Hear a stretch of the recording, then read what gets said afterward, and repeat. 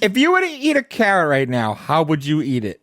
Put it in my mouth. I wasn't looking for that, but I'm glad we got it.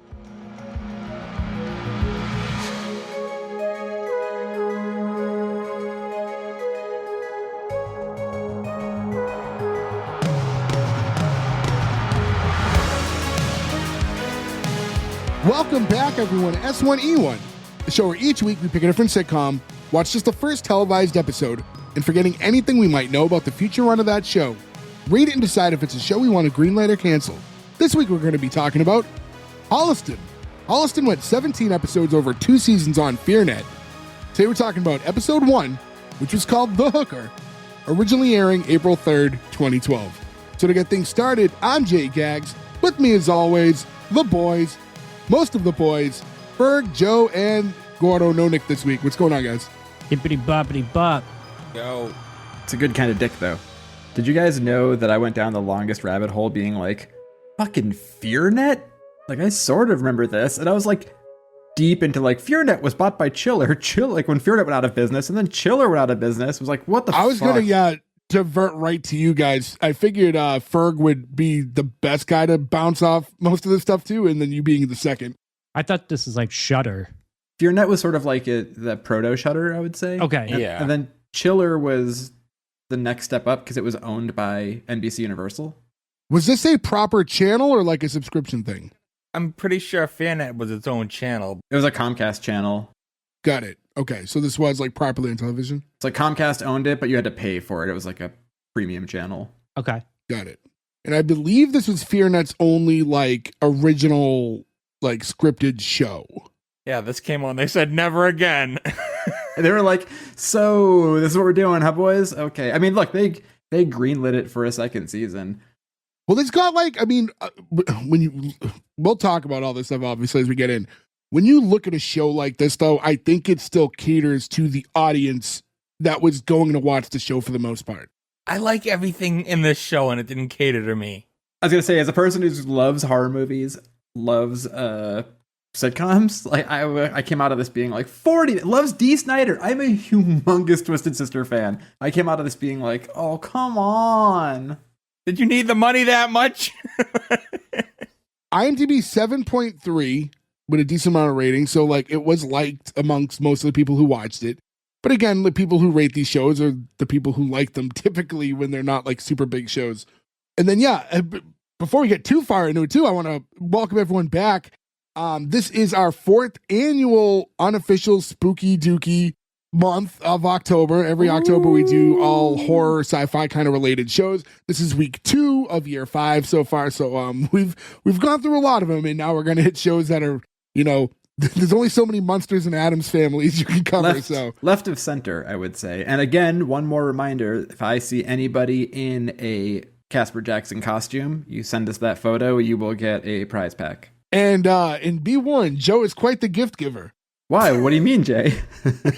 Well, coincidentally, I get a package in the mail today, and I'm like, oh, it's an Amazon bag, so I think nothing of it because I have shit coming in almost every day.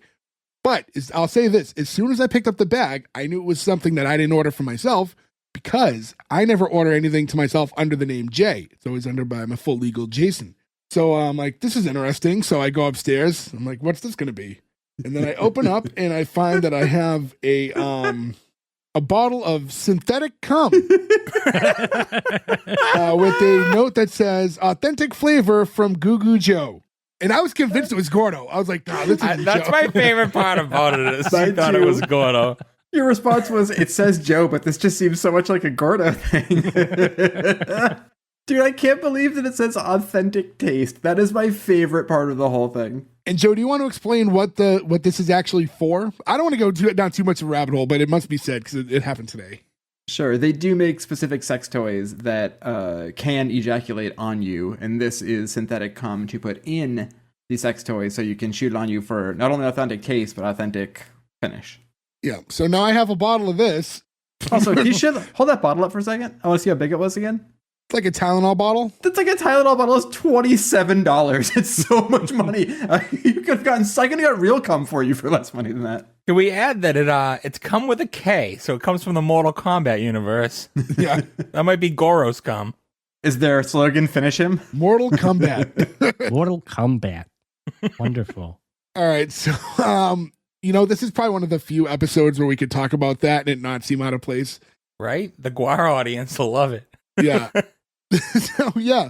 Anyways, if you're interested in watching this show, Holliston is available like for purchase on Prime and Apple. I don't know if there's anywhere like free streaming other than if you have sites. I'm surprised it's not on Shudder. And just to give us a quick plug, S1E1pod.com is where you can go to find all our social media, all our sites where you can hear us, merch, all that stuff, all on S1E1pod.com. I say it every week, rate, review, subscribe, do all that stuff. Hit us up on social media. Let us know shows you want us to cover. And if you could buy a t-shirt or something like that, that would also be cool. Send us a picture. With all that in mind, this is one thing I want to mention real quick too. When we looked up this show, this was a show that on IMDb said episode 1 was a 2-part thing, 2 separate episodes. So when we found this episode and saw it was 40 minutes, my brain went, oh, okay, so it's like 2 20-minute episodes, which is slightly shorter than your standard sitcom. That's fine. Perfect. This will be an easy one to do. So upon reviewing last night, I realized, this is not a 2-part episode. This is just one long episode, and IMDb is the only website that's advertising this as a 2-parter. So now, for the first and only time ever, we are going to be covering a 40-minute episode of television. We usually hate doing 30-minute episodes. And just so you guys, Gordo, know, this is not a backdoor to suggest long shows in the future. We're not going to use this as the precedent. This wasn't my pick. This was actually This was very much your fucking pick. It's not. You can thank a longtime listener who's listened to every single episode of ours, PJ. He gave us also Danger 5. Well, I don't usually shit on the fans, but PJ, you can go fuck yourself. I'm glad we It's watched like a free it. cameo. I'll say this. I'm happy that we're covering this show. I'm not happy that it's a 40-minute episode of TV. I will say, we usually do a 22-minute episode. It takes me between an hour and a half and 2 hours for me to get all of my notes done and watch an episode, right? So that's a lot of time with everything in life, right? So this week, it took me double that for this, and peek behind the curtain. We recorded twice this week, so my hands are cramped from all the writing. We deliberately picked this show for the double up week because we thought it was a 20-minute episode of television. This will be so easy. So we were like, what are the 2 easiest ones to cover? And then this happened. We scared Nick off. Yeah, Nick was like, 40 minutes, fuck it. We learned about this past the time of pivoting. So I will say thank you to PJ for suggesting a show and for listening to all the episodes. I appreciate that. However, my carpal tunnel bill is coming straight to you, bud. And you have at least one green light because there's no way Gordo's going to cancel the show. No way Gordo's canceling this, yeah. With that in mind, though, we have a lot to cover, so we might as well get into it. So the show starts with an intro, and it's not the intro to the show, it's the show within the show. It's like the tool time to Home Improvement. And that's the movie Crypt with Adam and Joe. And it's like a very like local access television type show where the two discuss horror movies. And they're watching Pet Sematary, a movie we bring up all the time. you don't want to go down that road right No, now. you don't want to go down that road. Can't get that from here. Sometimes dead is better. Yeah, they're doing Pet Sematary. They ask, well, Joe asks Adam, what do you think is the absolute most terrifying scene in that movie? To which Adam says, oh, that's easy. Zelda, scariest thing ever. This is the most I've ever connected with a show because Zelda is the scariest part of that fucking movie. I don't know if you guys know the part. Yeah, I do. It's scarier than the dead jogger. I'm admittedly the worst when it comes to horror stuff comparatively to all you guys.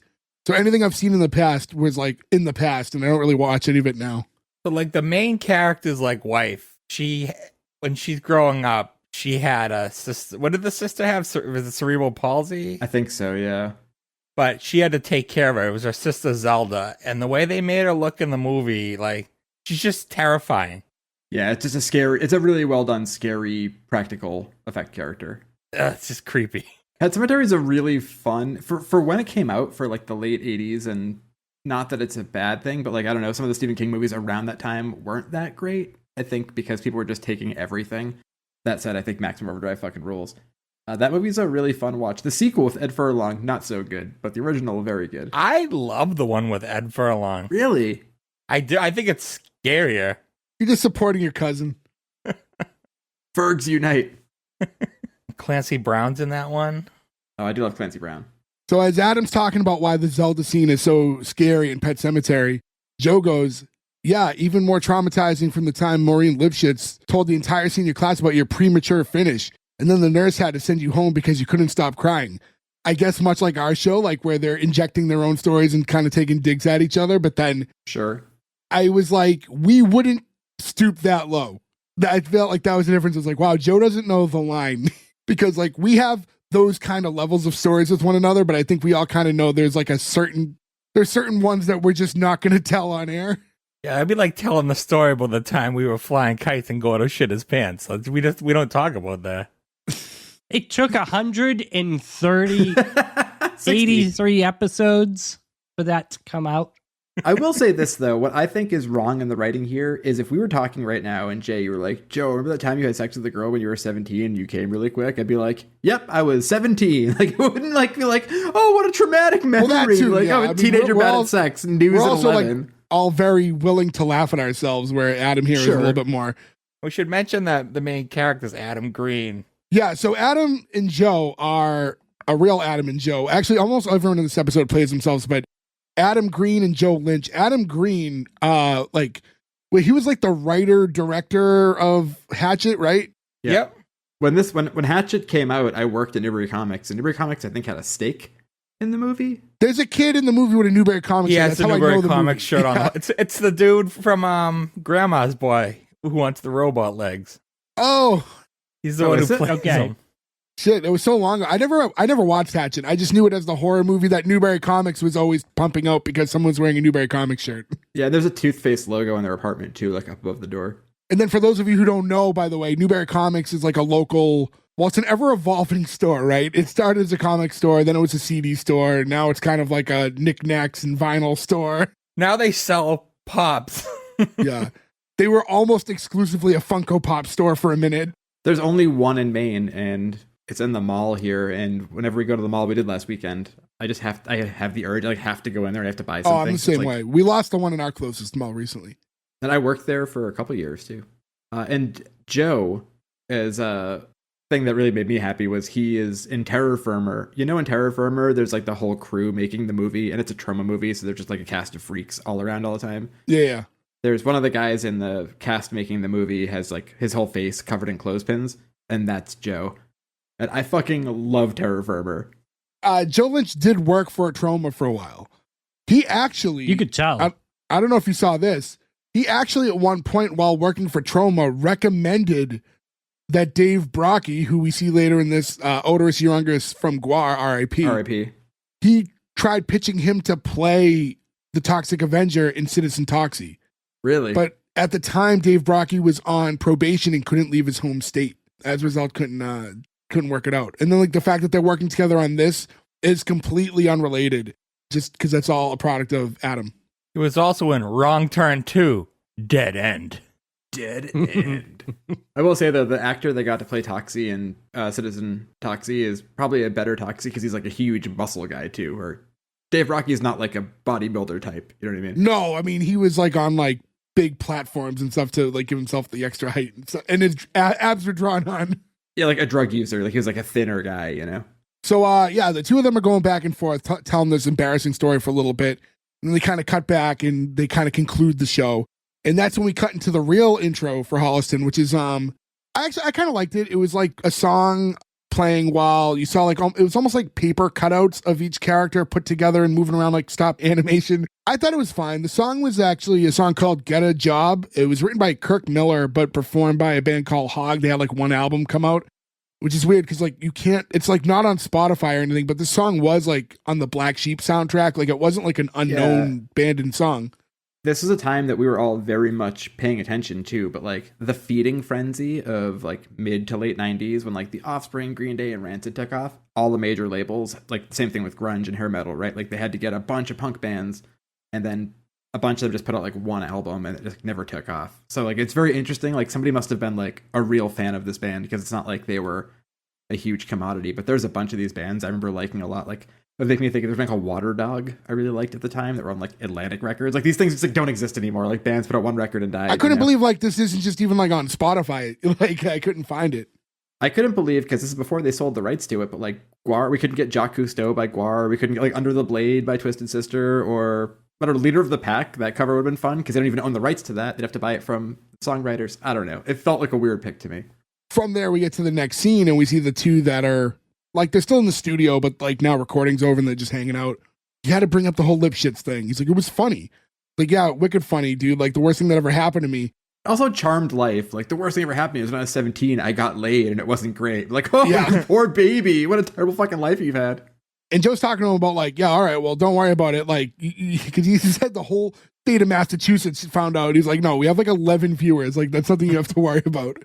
And this is funny too, because when we watched, we didn't do it on the show. Probably can't ever do it on the show. But if you ever watch Kevin Can Fuck Himself, it's very interesting because it's not Boston specific. It's very specific to Worcester, a suburb of Boston. And this show is insanely specific to Holliston, a suburb of Boston that is like even smaller. Like, so everything, even the bar they go to, is a take on their real bar. Yeah, you know, I was going to bring that up. Holliston, Mass is an actual place.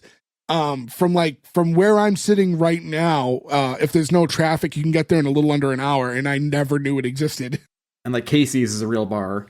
Yeah, I saw that. Yeah, it's weird. Like, did you guys? I can't think of anything that like ever happened in Holliston, Mass, but like nothing. I had no idea that it was a real town. Oh, I did. I mean, I've heard of it before. Yeah, it's like I knew it existed, but I've never been there. I don't think I've been there. Maybe if I was... The town it borders had punk shows every once in a while, Medway. Yeah, it's not far from like Hopkinton, which is like where like the marathon starts and shit like that. So while they're arguing more about this situation, Joe mentions how it's like there's like a time passage clause on like how long things can go until they're funny. And he's like using the Challenger as like the example. And I felt like maybe the Challenger is like one of the few things that escapes that somehow. People make jokes about all types of tragedies, like you'll hear 9/11 jokes, you'll hear Holocaust jokes, like all the worst tragedies in the world. Like the internet seems to think it's funny. I don't see Challenger jokes come up. I feel like that was the one where everyone went, ooh, come on now. So they did a whole South Park episode about that, and they determined that it takes 23.3 years for a tragedy to become funny. Much past that, because Challenger was 86. You know what's wild, Ferg? We're close to that mark, like not exactly, but like when it comes to 9/11, and you do see a spike all of a sudden, at least in our fucking algorithms, of like 9/11 joke content. So much. And I don't know if that's because of Joe or if that's just everywhere. I think it's partially, I actually forgot to tell you guys this, so I'm glad I can mention it on air. Because yes, Joe, those of you who listen know, has infatuation and interest with that tragedy, and he's spent many hours looking up stuff on it over the last 20 plus years. So we're talking at work about something similar, about like the things that pop up in your algorithm and like jokes and stuff. And I think it was we're not far removed from this past anniversary of 9/11, and I happened to work in an airport, and we were talking about it at work, and I'm like, do you guys notice like an big uptick in 9/11 jokes all of a sudden, like popping up in your algorithms? And everyone around me is like, no. Like, what?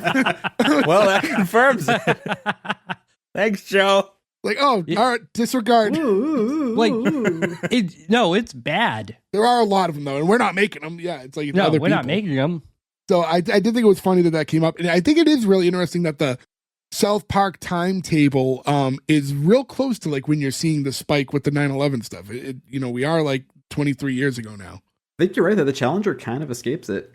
Yeah, I don't know if and like most of the kids don't even know because it wasn't like big enough. Maybe like not that it wasn't big, it was gigantic in the moment, but I don't know if like kids are taught about it anymore. I don't know.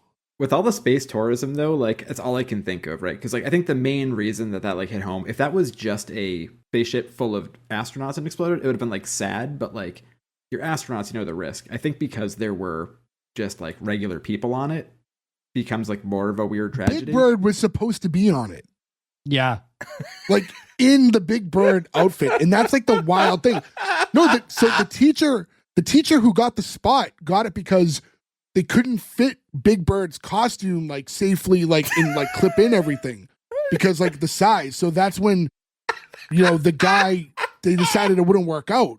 So then they ended up putting her in the place. And I don't know if you guys watched that whole documentary on Big Bird, and I can't remember the guy's name right now, the guy who played him, who was inside the costume the whole time. But imagine this live broadcasted thing. They wanted to have like someone to help teach kids about space, and like, oh, we'll put Big Bird and we're gonna send him to the moon or whatever.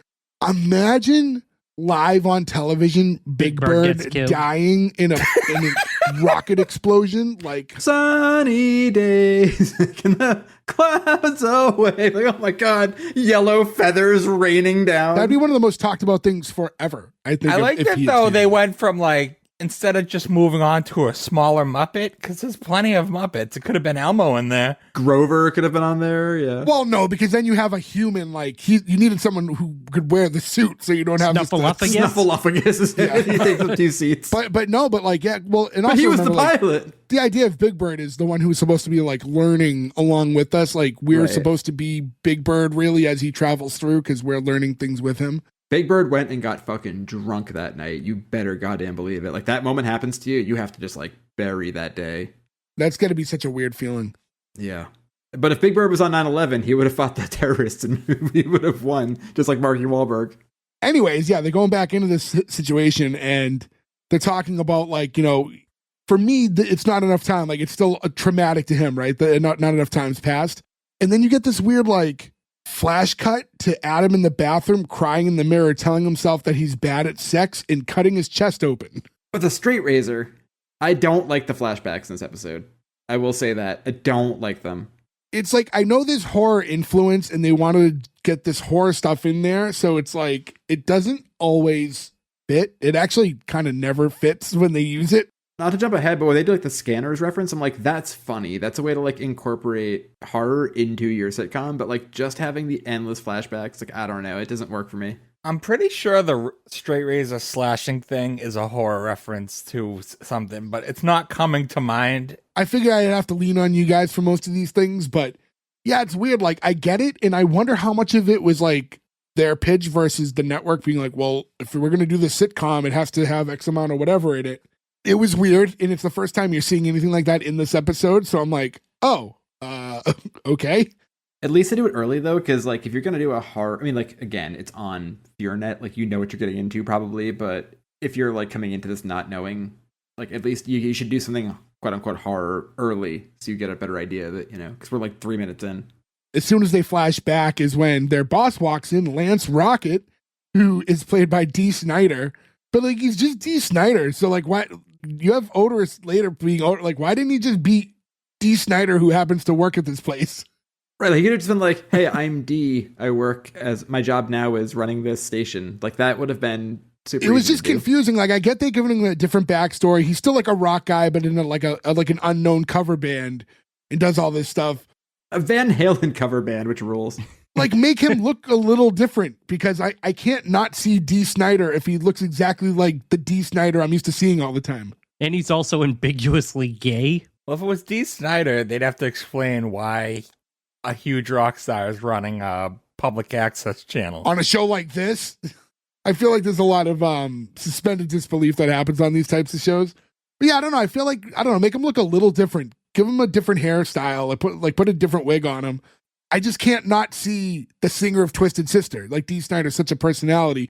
I mean, you see him, you know exactly who he is. He's like the epitome of rock star. You see him and you go, oh, I know exactly who you are. Yeah, so when you look like how you present yourself on stage and you're acting almost identical, but playing someone who just has a different name and different backstory, it's a little weird. Maybe his greatest cameo since Pee-wee's Big Adventure. I love that they're just filming the video for Burn in Hell, and Pee-wee almost crashes into the car. What a fucking great scene that is. Don't you see no evil? Yeah, so he's telling the boys, like, oh, good job. And he's like, oh, it's a good test for when I launch my own show, Lance Rocket's Cock Rocket Metal Hour, which is going to be all hair metal all hour long.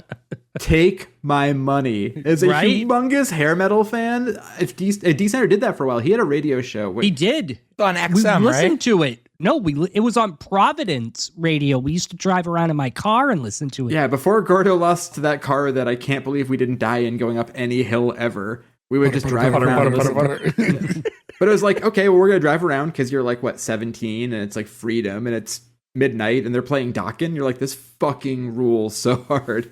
I'm pretty sure he does have a Sirius XM station. I'm sure Probably. he does. Still, Probably yeah. still does DJ stuff, I'm sure. While he's talking, I'm like, sorry for those of you who don't like wrestling. You have to bear with us. You know, we talk about it all the time. I'm like, man, I bet him and DDP would be like good friends. Yeah, both very Yeah. clean too. D. Snider's like a very famous like non-drinker, non-drug guy too. Probably why he looks so good still. Just the way he like his attitude and presents himself. I'm like, these two would be fucking besties. Very, very positive. We write a show where D. Snider and DDP are best friends. They can call it DDP, but the first D is DEE. Okay, again, take my money for it. Don't want to take your catchphrase twice in a row here, but holy shit. I mean, to be fair, if you walk up to DDP and you're like, we want to do something that will promote your fucking yoga, he'd be like, I will sign anything you want. And to get into some of the ambiguous stuff with him, he's talking about how he was like on a date last night or whatever. Like, oh, I didn't know you were dating. Someone's like, oh, we met at one of my shows, backstage at one of my shows. Like, oh, the VFW has a backstage.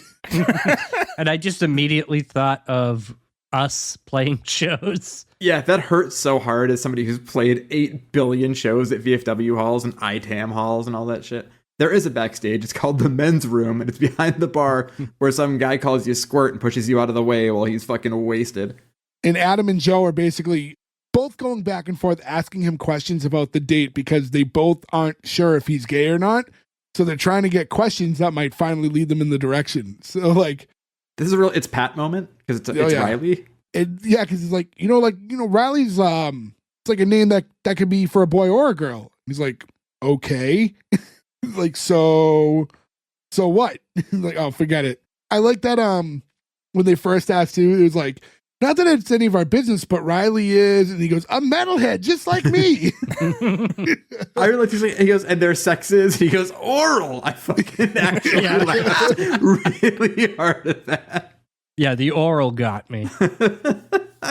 What's great about that is the ambiguity is he may have been a guy, he may have been a girl, but then he does the like 2 fingers across the nose, like 80s shithead thing, which when he makes the face, like it took me a second, I was like, oh, because that could be a butthole. Like he may have fingered somebody's butthole. I was like, what are they doing right now? What is this show?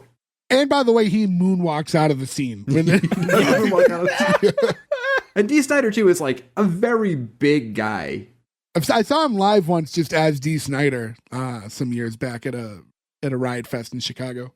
He was touring recently because I think Twisted Sister broke up when AJ Perro died, so I think that's just now like he did solo stuff.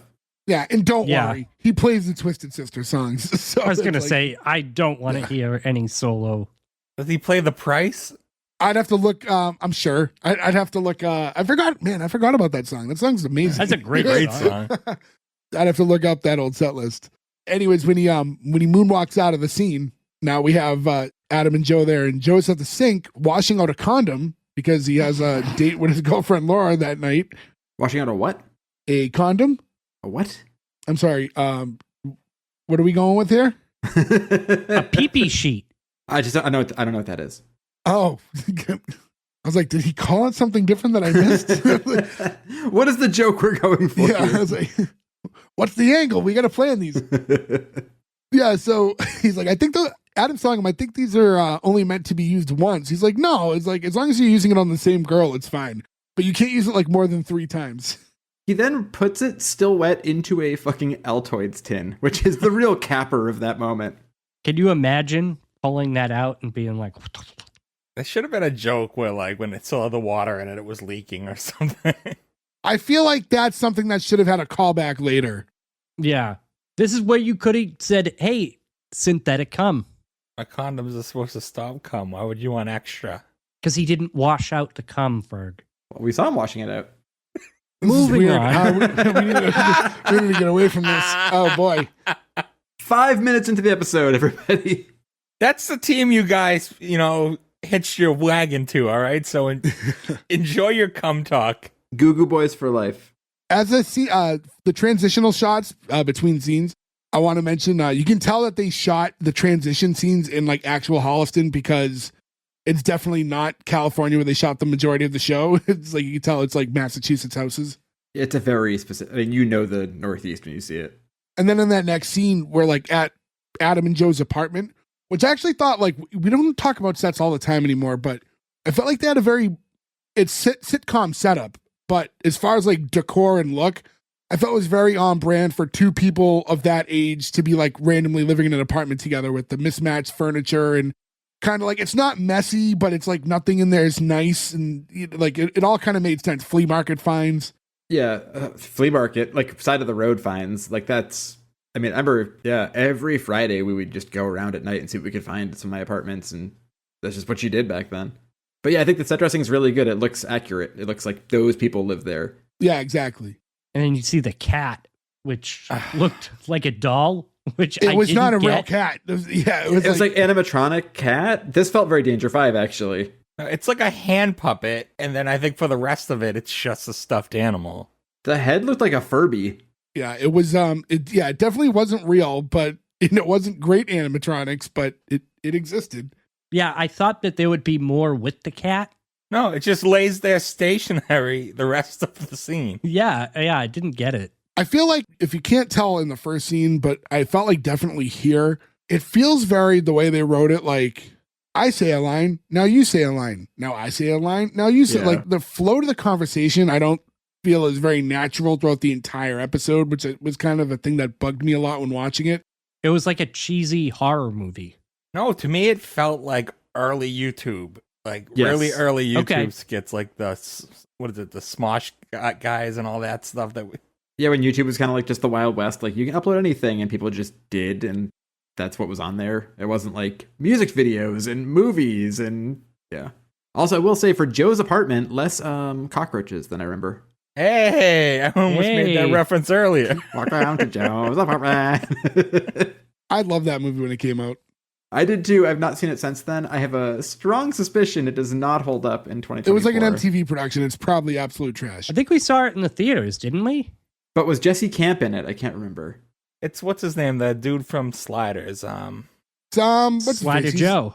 Jerry O'Connell. Jerry O'Connell. Yeah. I like how you call Jerry O'Connell the guy from Sliders. I was going to say Stand By Me. Yes. That is the great divide in our minds. Like Jerry O'Connell, Sliders, Stand By Me. I'm sorry. I was obsessed with Sliders when I was younger. Sliders was fine, but Stand By Me is a classic of all time. Was Sliders the one with Michael J. Fox? No, that was Back to the Future. No, wasn't that like Brain something? His only TV show was Spin City. Are you thinking of The Frighteners? No, there was a... What was it? Shakers? What?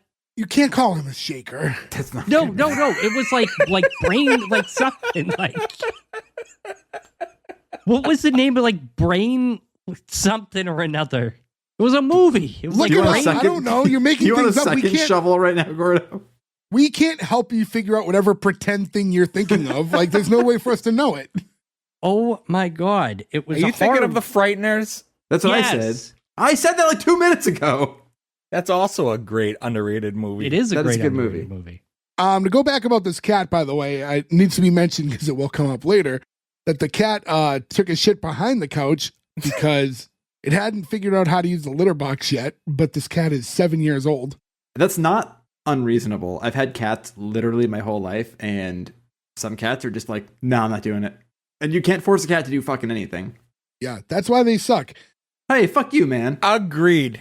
I love cats. I'm a dog person personally, but I'm looking at a giant scratch down my foot from my dickhead cat right now, but I still love cats. That's why I hate cats. There's no cat that won't at least scratch or bite you at some point. It could be the nicest cat in the world, and it will bite you for no reason at all. yeah. We had like the greatest cat of all time. He was like my fucking best friend. He like slept in my lap. He'd like always hang out with me. And then one day his brain just broke and he bit my wife so hard we had to take her to the emergency room that he broke like a bone in her finger. He bit her so hard. So I mean, that was at the point though where they were like, we think he's old and probably dementia now. And we're like, oh, what do you do now? And he died literally right 2 feet from where I'm sitting. So you had to one-up your wife and get bit by a dog and go to the emergency room. Yeah, that sounds way better than the unconditional love of a dog. Again, to Ferg, what Ferg just said though, I got bit by a dog and it was way fucking worse. Was he your dog? He doesn't fucking love you. Listen, as a parent of a dog, you can't with the loyalty. You can't with the loyalty. You're right. Right. Cats aren't loyal. He wanted so bad to just call himself a dog parent that he didn't figure out the rest of the sentence yet. As a doodle daddy. I think that's a very separate thing than what you think it is right now. our old Yankee Doodle Daddy, Gordo. I was gonna say, yeah, you have a few weeks to get that costume together. Yankee Doodle Daddy. So, Born on the 4th of July. by the way, tough to. Oh boy. All right, I'm saying this because it's being said in the show. Okay, so I just want to let that be known. While they're talking about how the cat hasn't figured out how to use the litter box yet, Joe's complaining like he craps everywhere but the litter box, stupid creature. And then Adam goes, "Hey, he's not stupid. He's retarded. The vet said he's got feline Down syndrome." And I was just thinking of, I just said it, but to say like to use the word retarded now versus back then, like even 12 years ago, I felt like there was probably zero thought that like, oh, should we say retarded? Like, is that the right thing to say? 18 years ago. Well, this was 2012. Oh, I thought it was 2006. Jesus Christ, they said retarded in 2012. Holy That was shit. the politically correct term back then. That was That's the what I'm nice saying. version. 2012 wasn't that like, yeah, I was like, I don't think this is probably the tail end of when people said it and it wasn't that weird. Probably went like a couple more years. You gotta remember, Joe, the world changed quick. It wasn't that long ago where people said it pretty I'm not saying it's right or wrong, Sure. one way or another, but like it was a very casual thing to be said not long ago. I missed a lot Yeah. of all this drunk, so it's hard for me. Also, a cat can't have Down syndrome because Down syndrome is a chromosome. It can. Have you ever seen a lion with Down syndrome? It's not Down syndrome. It's a different thing. They have It's different not. chromosomes It's than called human Down beings. syndrome, Joe. It's not. Cats can't get Down syndrome. It's a chromosomal issue. You think cats don't have chromosomes? They have different chromosomes than humans. Who are you talking So then about? they get one less. Are you part cat all of a sudden? What's happening? They can get it. All right, guys, I'll Google it. I'm trying to not participate because I'll say something I've never inappropriate. seen Ferg actually bite his lip on the show so No hard. cats cannot get Down syndrome because they have a different set of chromosomes. Oh my god, look! Oh, what's Easy that? science. What's that? It looks like Wilford Brimley. What's that? What is that? That's a cat. I think it's probably photoshopped and very inappropriate. First of all, it's awful. No, Second that's of all, the tragedy it's of not. Kenny, the supposed white tiger with Down syndrome. All right, there's no way to continue this conversation without one of us getting in trouble. So, moving right along from there. It's funny that came up 2 weeks in a row, the R word, on our show. Boy. All right, so as Adam's watching television, we get a quick cut to some gore from like a horror movie. I didn't know if this was a real movie or not. Again, I'm terrible with this. Did you guys catch if this was an actual movie or just like something that they made for it? I meant to go back and look, but I was at work. I feel like where he comes from that genre, he probably just shot something for it instead of having to pay for like the rights. I'll be honest with you, it looked like a scene from Hatchet, but I don't think Hatchet came out yet. No, that was 2006 because that came out when I worked at Newbury Comics. It's probably from Hatchet then, yeah. Oh, yeah, so maybe it was. You know what it might have been? I wish we had the actual information at the time, but because then the thing is like, as they watch it, it's like, tell me how this crappy movie got made, but we can't get shin pads off the ground, which is the horror movie about soccer. It probably was Hatchet then, and they were being meta. Yeah. But for them, they're trying to get this horror movie about soccer going. That's like their passion project they've been doing on the side here. Shin Pads, that was a great name for a horror movie. Yeah, I'll give him Like that. a campy old, like I could see it. Yeah. Not like modern day like thriller horror. It would have to be like the VHS box art of Shin Pads would have been fucking amazing, and the movie would have probably been terrible. But we would have rented it 1,000 times. Yeah, we would have walked down the horror movie section of sound systems, and it would have been on the right, and we're like, ooh, let's look at this one. And I'll say this, like watching this show, and not to defend it too much, because like I think the acting is atrocious. I think the script writing is pretty bad in this, and we're gonna keep going into it. We have a lot more to cover. But I'll say, Ferg, I thought like when I watched it, I was like, I think you're gonna enjoy this because it's like it is like very, to me, it's intentionally campy and like, you know, kind of like akin to that style of movie. You know what I mean? Like the type of acting you're getting from it in scripts and kind of some of the weird shit that goes along with it. So where you could pass like a and granted, we didn't get into our votes yet, but like you think Merry Happy Whatever, the Christmas Netflix show was like satirical. That satire show? Yeah. You think that's satirical, but then like a show like this, you know, I feel like this is actually made to be very campy. So I'm trying to watch it with that stuff in mind too. Like this isn't made It's almost like wasn't made to be good. Although hopefully one of them's gonna listen and go, what the fuck you mean it wasn't made to be good? Like, but This was my shin pads. it would have been nice if they got like, if one of them, like, you know, if they're making movies, like shin pads should have been like a real thing that came out after. There's like a companion thing. Maybe someone will take the idea and run with it now, right? I mean, think about what's it called? What was the movie? They made all the fake horror trailers for it, and they actually Grindhouse. made all the movies. Oh, Grindhouse, yeah, Thanksgiving and all those, and Machete. Like they like just made Thanksgiving like all these years Like this later. year, like, Yeah, Eli last Roth year. made it. Yeah. Well, he made the trailer in the movie. Oh, that's right. He did make the original trailer, and then no, but he made the movie. Right, but he like made the trailer for the movie in Grindhouse like 20 years ago. Right. He just finally came around to doing it. I didn't see it. Was it good? I actually didn't see it either. I know people like it. It's it's one of those horror comedies.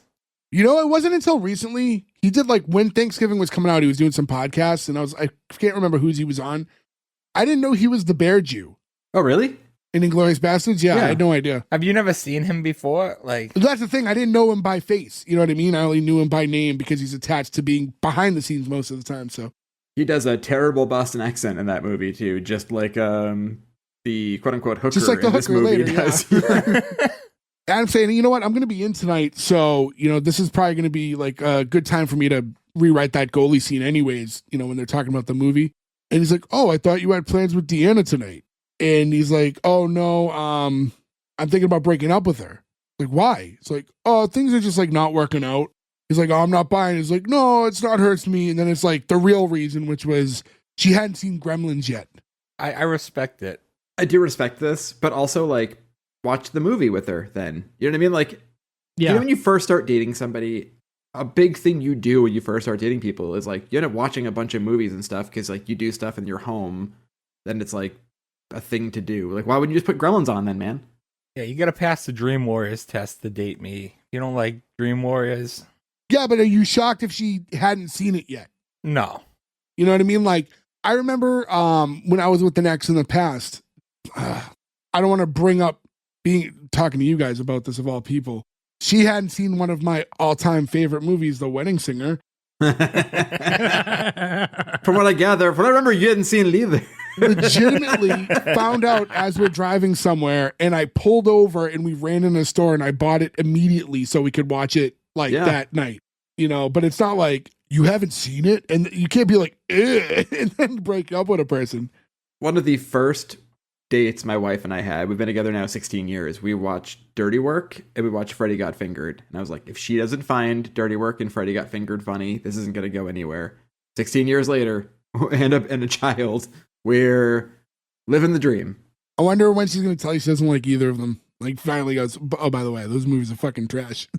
These are all like random horror movies, but I don't know how you get that far in life without seeing Gremlins. Where that's a good question too. Like a Spielberg-esque movie. Like it's been back in the. It's the reason why PG-13 exists, and it was always on television. It's got a whole generation. Gremlins is so ubiquitous. They made a little golden book of it for like babies. I bought the Gremlins book at a store. I didn't know it existed. I was at a store and it was like in a little golden book with all the ones we had as kids. They do like Back to the Future, which GWAR told you borrow it, so you know the plot line, and Gremlins. And I was like, I have to get both of these. So technically my 6-month-old knows more of Gremlins than DeAnna does. There was several different Nintendo games. There was everything.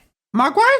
When Joe finds out that this is why he broke up with her, he's like, listen, man, like, I know why you're really doing this. You know, it's because you're still hung up on Corri. Corri's his ex-girlfriend. And he's like, it's been 3 years. He's like, 2 years and 48 weeks. And he's telling him she's not coming back. Like, you don't know that. And he just keeps telling him, like, let it go. Like, you have to move on from this situation. And he's just kind of going over all these things that he like liked about her so much, and like how perfect he was, and how like all the girls he meets, like, you know, they're not the same. And Joe's mocking him and saying like, oh yeah, you know, doesn't smell like Corri, doesn't sneeze like Corri. And he's like, she had a great sneeze. Chew. Like Gordo sneezed last week on the episode. And like Adam's saying, like, Corri's the perfect girl. And you get like, Joe just like gives him like that comedic slap on the face to kind of like, you know, put him into reason. And he's like, you don't break up with a perfectly, you know, good girl like DeAnna just because of, you know, can't get off your old girlfriend. This felt very Clerks, right? Yeah, for sure. This was very Dante Randall. This is Randall yelling at Dante. Yeah. They don't all bring you lasagna at work. Yeah. Can we? She was like the perfect girl. Had a huge rack. She's in broadcasting, which means she's going to be able to support you. One thing I glanced past that I need to mention, by the way, the moment earlier when they were talking about their horror movie, they casually figure out a way to like bring up the name Holliston. And you just got like someone like off camera yell, "Hey, that's the name of the show and the town." And I was like, oh, that was like the fourth wall break that like, even for a show like this that's campy, like I was like, I hate that. They break the fourth wall again later too, and I did the same cringe the second time where I was like, why are you going back to this well? Anyways, yeah, I didn't want to get too far past because I didn't bring it up earlier. But Adam walks over to the kitchen and he goes, "Whoa, did you eat my peanut butter?" It's like, "No." And then he like pulls up, you get the close up of the label. He's like, "Yesterday it was here, and now it's in, like, it's marked each day." So I guess he's been stealing his peanut butter. I don't know why this was like, whatever. And they run this gag for a long time, and again, like it's like, why? This could have been completely cut out. Yeah, then we would have had a nice half-hour show instead of a 40-minute show. Why was the show 40 minutes? We did 3 peanut butter gags. Oh, fuck me. Thanks, guys. Skippy Jiff says hello. Skippity Jiff. They're arguing about the peanut butter, and that's when Adam gives him that look. And like that music starts playing in the background, and you see Joe's like head explode and then comes back together real quick. It's like the second time we see one of these like weird effects. And he like snaps back to it. He's like, "Did you just start scanning me?" "No." He's like, "You did. You pulled the scanners on me, you dick." And so this was, you guys mentioned this is a real movie. I appreciate the scanners reference. You don't know scanners, really? No, it's not my genre.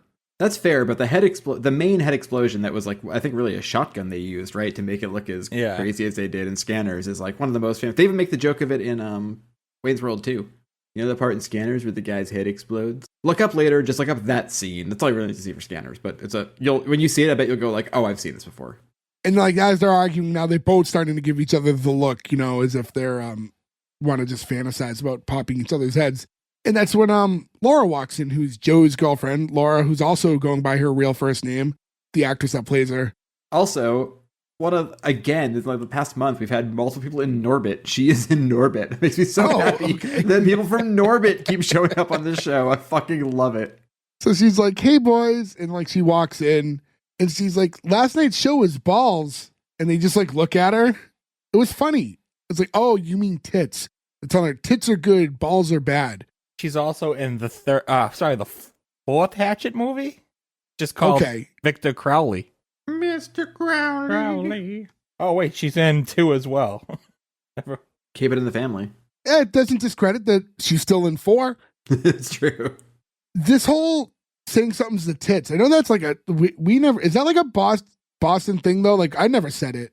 I still say it.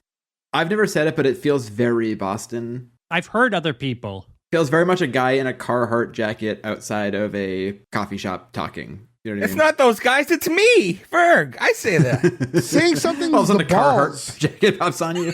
Isn't the balls also good? I thought saying something's the balls is also supposed to be good. No, balls is bad. Is it? See, I'm with Jay in this one. I thought balls was good, like balls to the walls. But they didn't say balls to the walls. It's saying something is balls. Balls deep, yeah. Going balls deep is good. Balls has always been bad. Like in Supernatural, whenever something bad happens, he always goes, balls. In that context. And if someone said like, "Oh, that was the balls," I'd be like, "Oh, cool." You'd be like, "I bet it was. Fuck yeah, man." She starts laughing and like, "What?" And then she goes, "Maureen Lipschitz." You know what's strange is this is the only other time their show is brought up in the episode. Like, they have in the rest of this episode is them reminiscing with someone who's been around and they're telling what their life, they don't mention the show. Yeah, like he's trying to like make himself sound better. Like he could boost the show and pretend like, obviously we know it doesn't have a lot of viewers, but I host a TV show and people watch it. Oh, wow, cool. She's going, "Hey, by the way, I made you something. Like, come here, I want to show it to you, to Joe." So they like walk behind the couch area, and as she's doing that, she steps in the cat shit that's still on the floor. And she looks at it in, what language is she saying this in? I think it's Spanish. I'll say this. So on the screen, it says, "A curse upon you and your squeaky mouse." But I run these episodes through like a program that transcribes them for me. it uses AI and it actually transcribed it, not knowing the words because it's going by sound. And it wrote, "You'll be damned for the rest of your life, cat," which is actually, you could hear it say gato. And so like, yeah, you hear gato. So why did they change what it said on the screen to something? Did they think the line wasn't funny enough? What I'm assuming is somebody who worked at FEARnet was not bilingual and they were like, close enough. Let her rip. That's tits, boys. Greg FEARnet was like, fuck it, who gives a shit? She unveils that basically you see like she's holding like this painting and has like the sheet over it. So she like props it up and she goes to unveil it. It's an aborted clown fetus painting. This gets a weird reaction from the crowd. So that's one thing we didn't bring up yet. There is like an annoying amount, and on purpose, I get why they did it, but the canned laughter like distracts me in this episode. She said she had been working on it for a year, and then when he says he loves it, he's like, "Oh, it's just something I threw together." It doesn't look like a clown though. It looks like it's got corpse paint on. It actually looks like the modern Pennywise, like the shitty remake version. The one that goes, yeah. You gonna clip this? This is my impression. Great audio, Joe. You can use the clip. My impression of the new fucking Pennywise movie. It's spot on, though. It's fucking spot on. But it's weird because it looks like that. It's a clown fetus, and that version doesn't exist yet. Yeah. But I guess they're just like, what if King Diamond had a baby? Yeah, kind of a King Diamond look to it. They ask her, "Oh, how's the apartment search going?" And she's like, "Oh, well, I found a roommate." And it's like, "Guess who moved back into Holliston?" And Joe's like, "No." It's like, "Yeah." And it's like, "Don't say her name." And she's like, "It's been 3 years." And that's when Adam pops out and goes, "Hey, did you borrow my DVD of Corri and I getting ready before the prom? I can't find it anywhere." He's like, "Did you check in the DVD player?" He's like, "Oh," and then he runs back in. Does anybody else feel like I don't know what I don't know.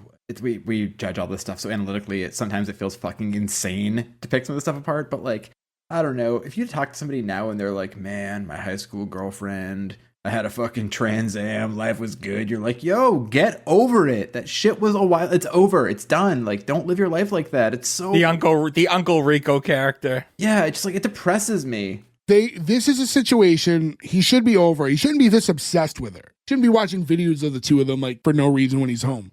They said that they were together for like 7 years, right? And they've been broken up for almost 3. So it was like a long relationship. So Sure. Those ones can be a little tougher to get through. So at the 3-year mark, you should probably be doing a little bit better, especially if you like haven't seen her at all in this time. They started dating when they were 15, they say, right? So he's 25, 26. Like, you gotta fucking... No, that's Gordo math. They're 22. They were dating for 7 years and they've broken up for 3? That's 10. That's Gordo math doing Gordo math. Yeah. 7 plus 3 is 10. And they've been broken up for 3 years, Gordo. You gotta remember that part. Okay. All right. 2 years and whatever months the joke was, which is so funny. By the way, are we supposed to feel for this guy? Or are we supposed to hate him? Because I can't fucking stand him. I'm with you, and I think this makes me hate him more because I'm like, you're a fucking child. Stop it. Stop it. Stop it. This is the reason in the original ending for Clerks, Dante gets shot. Because you're like, well, you're a fucking asshole, man. Sorry. Like, it's easier for everybody. A, he's clingy. B, he's mad about shit like peanut butter. He wants to break up with his perfectly good girlfriend who, for a girl he's not even with, like, he just sucks. He wants to take their, like, group fund to buy it. We'll get into it. But yeah, I agree. It's just like, it's irredeemable. He eventually runs back out as he hears the two of them talking some more because now he realizes that Corri's back. He's like asking Laura about it. Joe's like standing behind Adam to be like, don't give him any more information. But he's like doing all these like signals to her, but she's not picking up on any of it. Like she's reading it very wrong. So she's telling him like, oh yeah, she's back. She got a job at Boston Medical Center and like she's going to move back to Holliston. Joe's like waving his hands behind him and she's like, and she's like saying like Merry Christmas. Like she can't like read what he's saying at all. Again, I get what they were supposed to do with that joke, but I didn't think they like rehearsed it. So it didn't like read properly. That's not having chemistry right there, because if you had chemistry with other people, you'd be able to play off of each other. I know I keep bringing it up and it's hard because we haven't done it on the show and we won't be able to do it. But like, this is the main character and his best friend dynamic of Kevin Can Fuck Himself when they do the scenes that are just a sitcom, and those are playing as a campy sitcom, and this does not work the same way. Like, you can see the difference in those two shows. Don't say we can't do it. There is no show we can't cover. Well, now that we're doing a 40 fucking minute episode, I guess the doors got kicked open. So Laura's saying, hey, I'm meeting her at Casey's in a bit if you guys want to join us for a drink or something later. Adam said, this is the greatest day of my life. I just need 2 seconds to get ready. He's like, who's driving? And Joe's like, I can't, no gas. He's like, you haven't had gas for 7 months. Why do you have a car? He's like, $3.95 a gallon. Get real. Again, the acting is pretty atrocious here. And like, I'm trying to gas say prices, Waka. Yeah, it's supposed to be campy, but like also it's campy, but you're having it being done by people who aren't actors by trade. So I feel like that makes it even tougher. Like if we tried to be campy. So she's telling Joe like, oh, I don't mind driving around. That's okay. And he's like, well, someday we'll be making huge movies and I'll be able to take you wherever you want. Even Subway. Yeah, I know, man. I know. Also, like, this actress is like a super pretty woman who clearly has like a car and a job and her shit together. And why is she with this dude? I don't know. Look at her painting. She's got some shit going on. Like, yeah, I find it endearing. Troubled artist. So now Adam runs back outside. Now he has like a button-down shirt on. He's like, all right, I just got to do one thing before I leave. And you get this weird countdown from Joe, which is completely pointless because he doesn't like say something on cue. He says he has to do something and he's like 5, 4, 3. It's like it was so odd. I don't understand why he did it. And again, why is this 40 minutes when things like that are so superfluous? Yeah, cut a line. By the way, season 2, 22-minute episodes. This is the weird thing though about getting on like a new network where there's all new content and no time restrictions. Oh, you want to do a 40-minute episode? Like, sure, why not? Oh, and they don't have like enough programming, so they're like, great, this fills 2 blocks. Like, remember when like Vice first started, that it was just like things were at weird times and everything was just a commercial for other Vice shows or the same Vice show you were watching because it just didn't have other stuff yet. And you were like, this is like being in a weird fever dream. Adam picks up the phone and he calls DeAnna. And I thought, because at this point he was just talking about wanting to break up with her, right? So this is when he officially does it. He's like, hey, I just found out like I'm dying, and I think we should see other people because like I'm going to be dead. And then like, he's like, hold on a second. And he just like hangs up on her. He's like, all right, we should be good now. Dead and stuff, he says, I think is the exact line. Yeah, that's how he broke up with her. I will say at this point, we're probably about 12 to 15 minutes into the episode. And I think it's a 20-minute episode. And I'm like, we're fucking cruising, baby. This is be so good.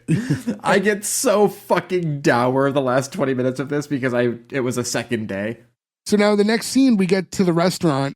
He goes, Casey's Crossing. Man, this place brings back memories. And they go, whoop, and they flash back like 2 seconds and they just redo him walking and going, Casey's Crossing, man. It wouldn't have been a bad joke if they did it better. If they had them come in like 90s clothes and show they did it 10 years ago. Like, because every flashback, they do the classic thing where it's like, how do we make him look younger? But like, put a backwards hat on him. Like, that's what they did. If they did just even that in this scene, you'd be like, oh, okay, this is supposed to be when they're like 10 years younger or something. Like, at first, it took me a minute. I thought they left a bad take in the show for a second. Like, oh, okay, it's a joke. Joe, you brought this up earlier. The place here is called Casey's Crossing. This is based on an actual place called Casey's Pub, which is in Holliston. I know Joe won't, but I think we should try to go grab lunch there or something, like maybe like the week the show comes out and try to grab a picture or something. I mean, if it was easier for me to drive down to go to a restaurant an hour and a half away from where I live, where I can't eat the food, I would do it, but that's a tall order. They might have something. What can you eat, like rice and shit? Like, I'll bring you a carrot. Well, that'd be fun. I mean, I can get drunk. Do you guys want to drive me back home after I get ripped at the Holliston bar? You can eat it the long way, like Goldberg eats corn. Gordo, you have to eat carrots the long way. I don't. Yeah, do you eat carrots like do you eat corn? Carrots? I think Bugs Bunny does that. Nobody eats long carrots. What kind of argument is that? If you were to eat a carrot right now, how would you eat it? Put it in my mouth. Like, I wasn't looking for that, but I'm glad we got it. I would. All right, so fine. the long I would way. eat it the long way, I guess. But who eats a long carrot? Usually you eat it cooked, like chopped. No, I like soup. a raw carrot. I'll eat raw carrots. I eat raw baby carrots. I will. I mean, you have to. Well, baby carrots, you just put them in your mouth.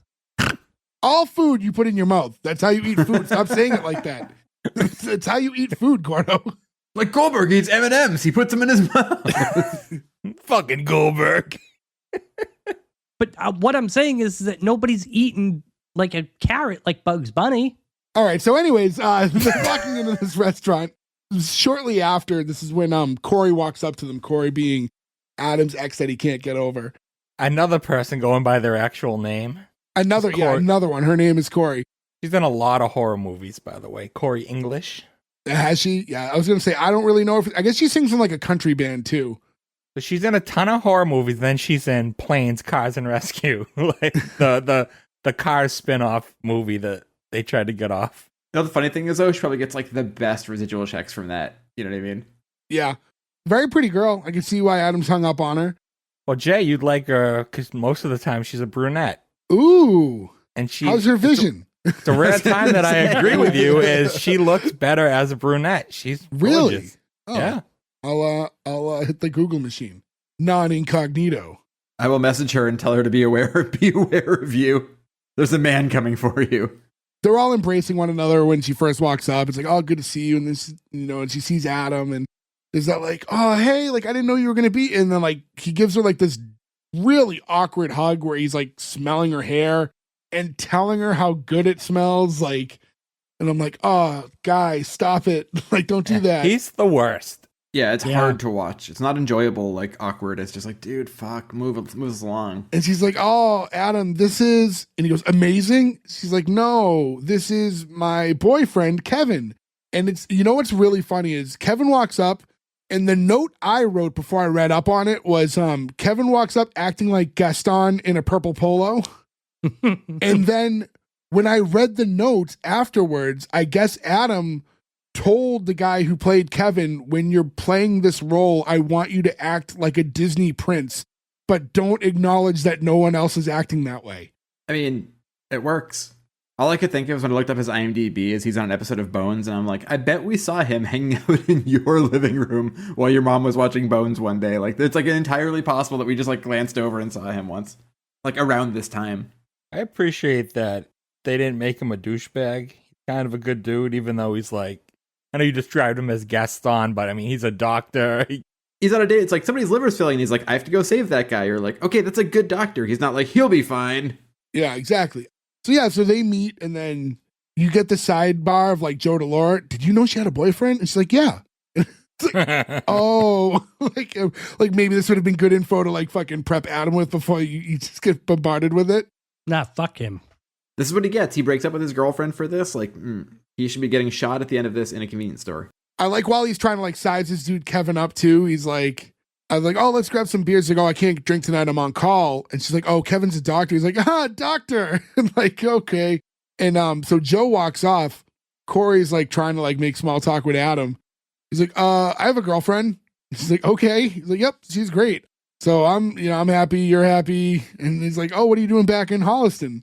Like, oh, well, I'm working and I'm in Boston. And since I'm going to be paying off my nursing loans until I'm like 70, I figured I'd move back in my hometown because the rent's cheaper and I'll save some money. Not no more, it ain't. Nope. No. But she's like, hey, like, what's going on with you? Like, what's up with your script for Rancid Aviators? Like, are you guys still making that? I want this movie so badly. Like, it's a horror movie about World War I leper pilots. I'm like, I would watch this movie every fucking day. That is so fucking good. That makes a lot more sense than what I thought he said. I thought he said leopard pirates. World War I leopard pirates.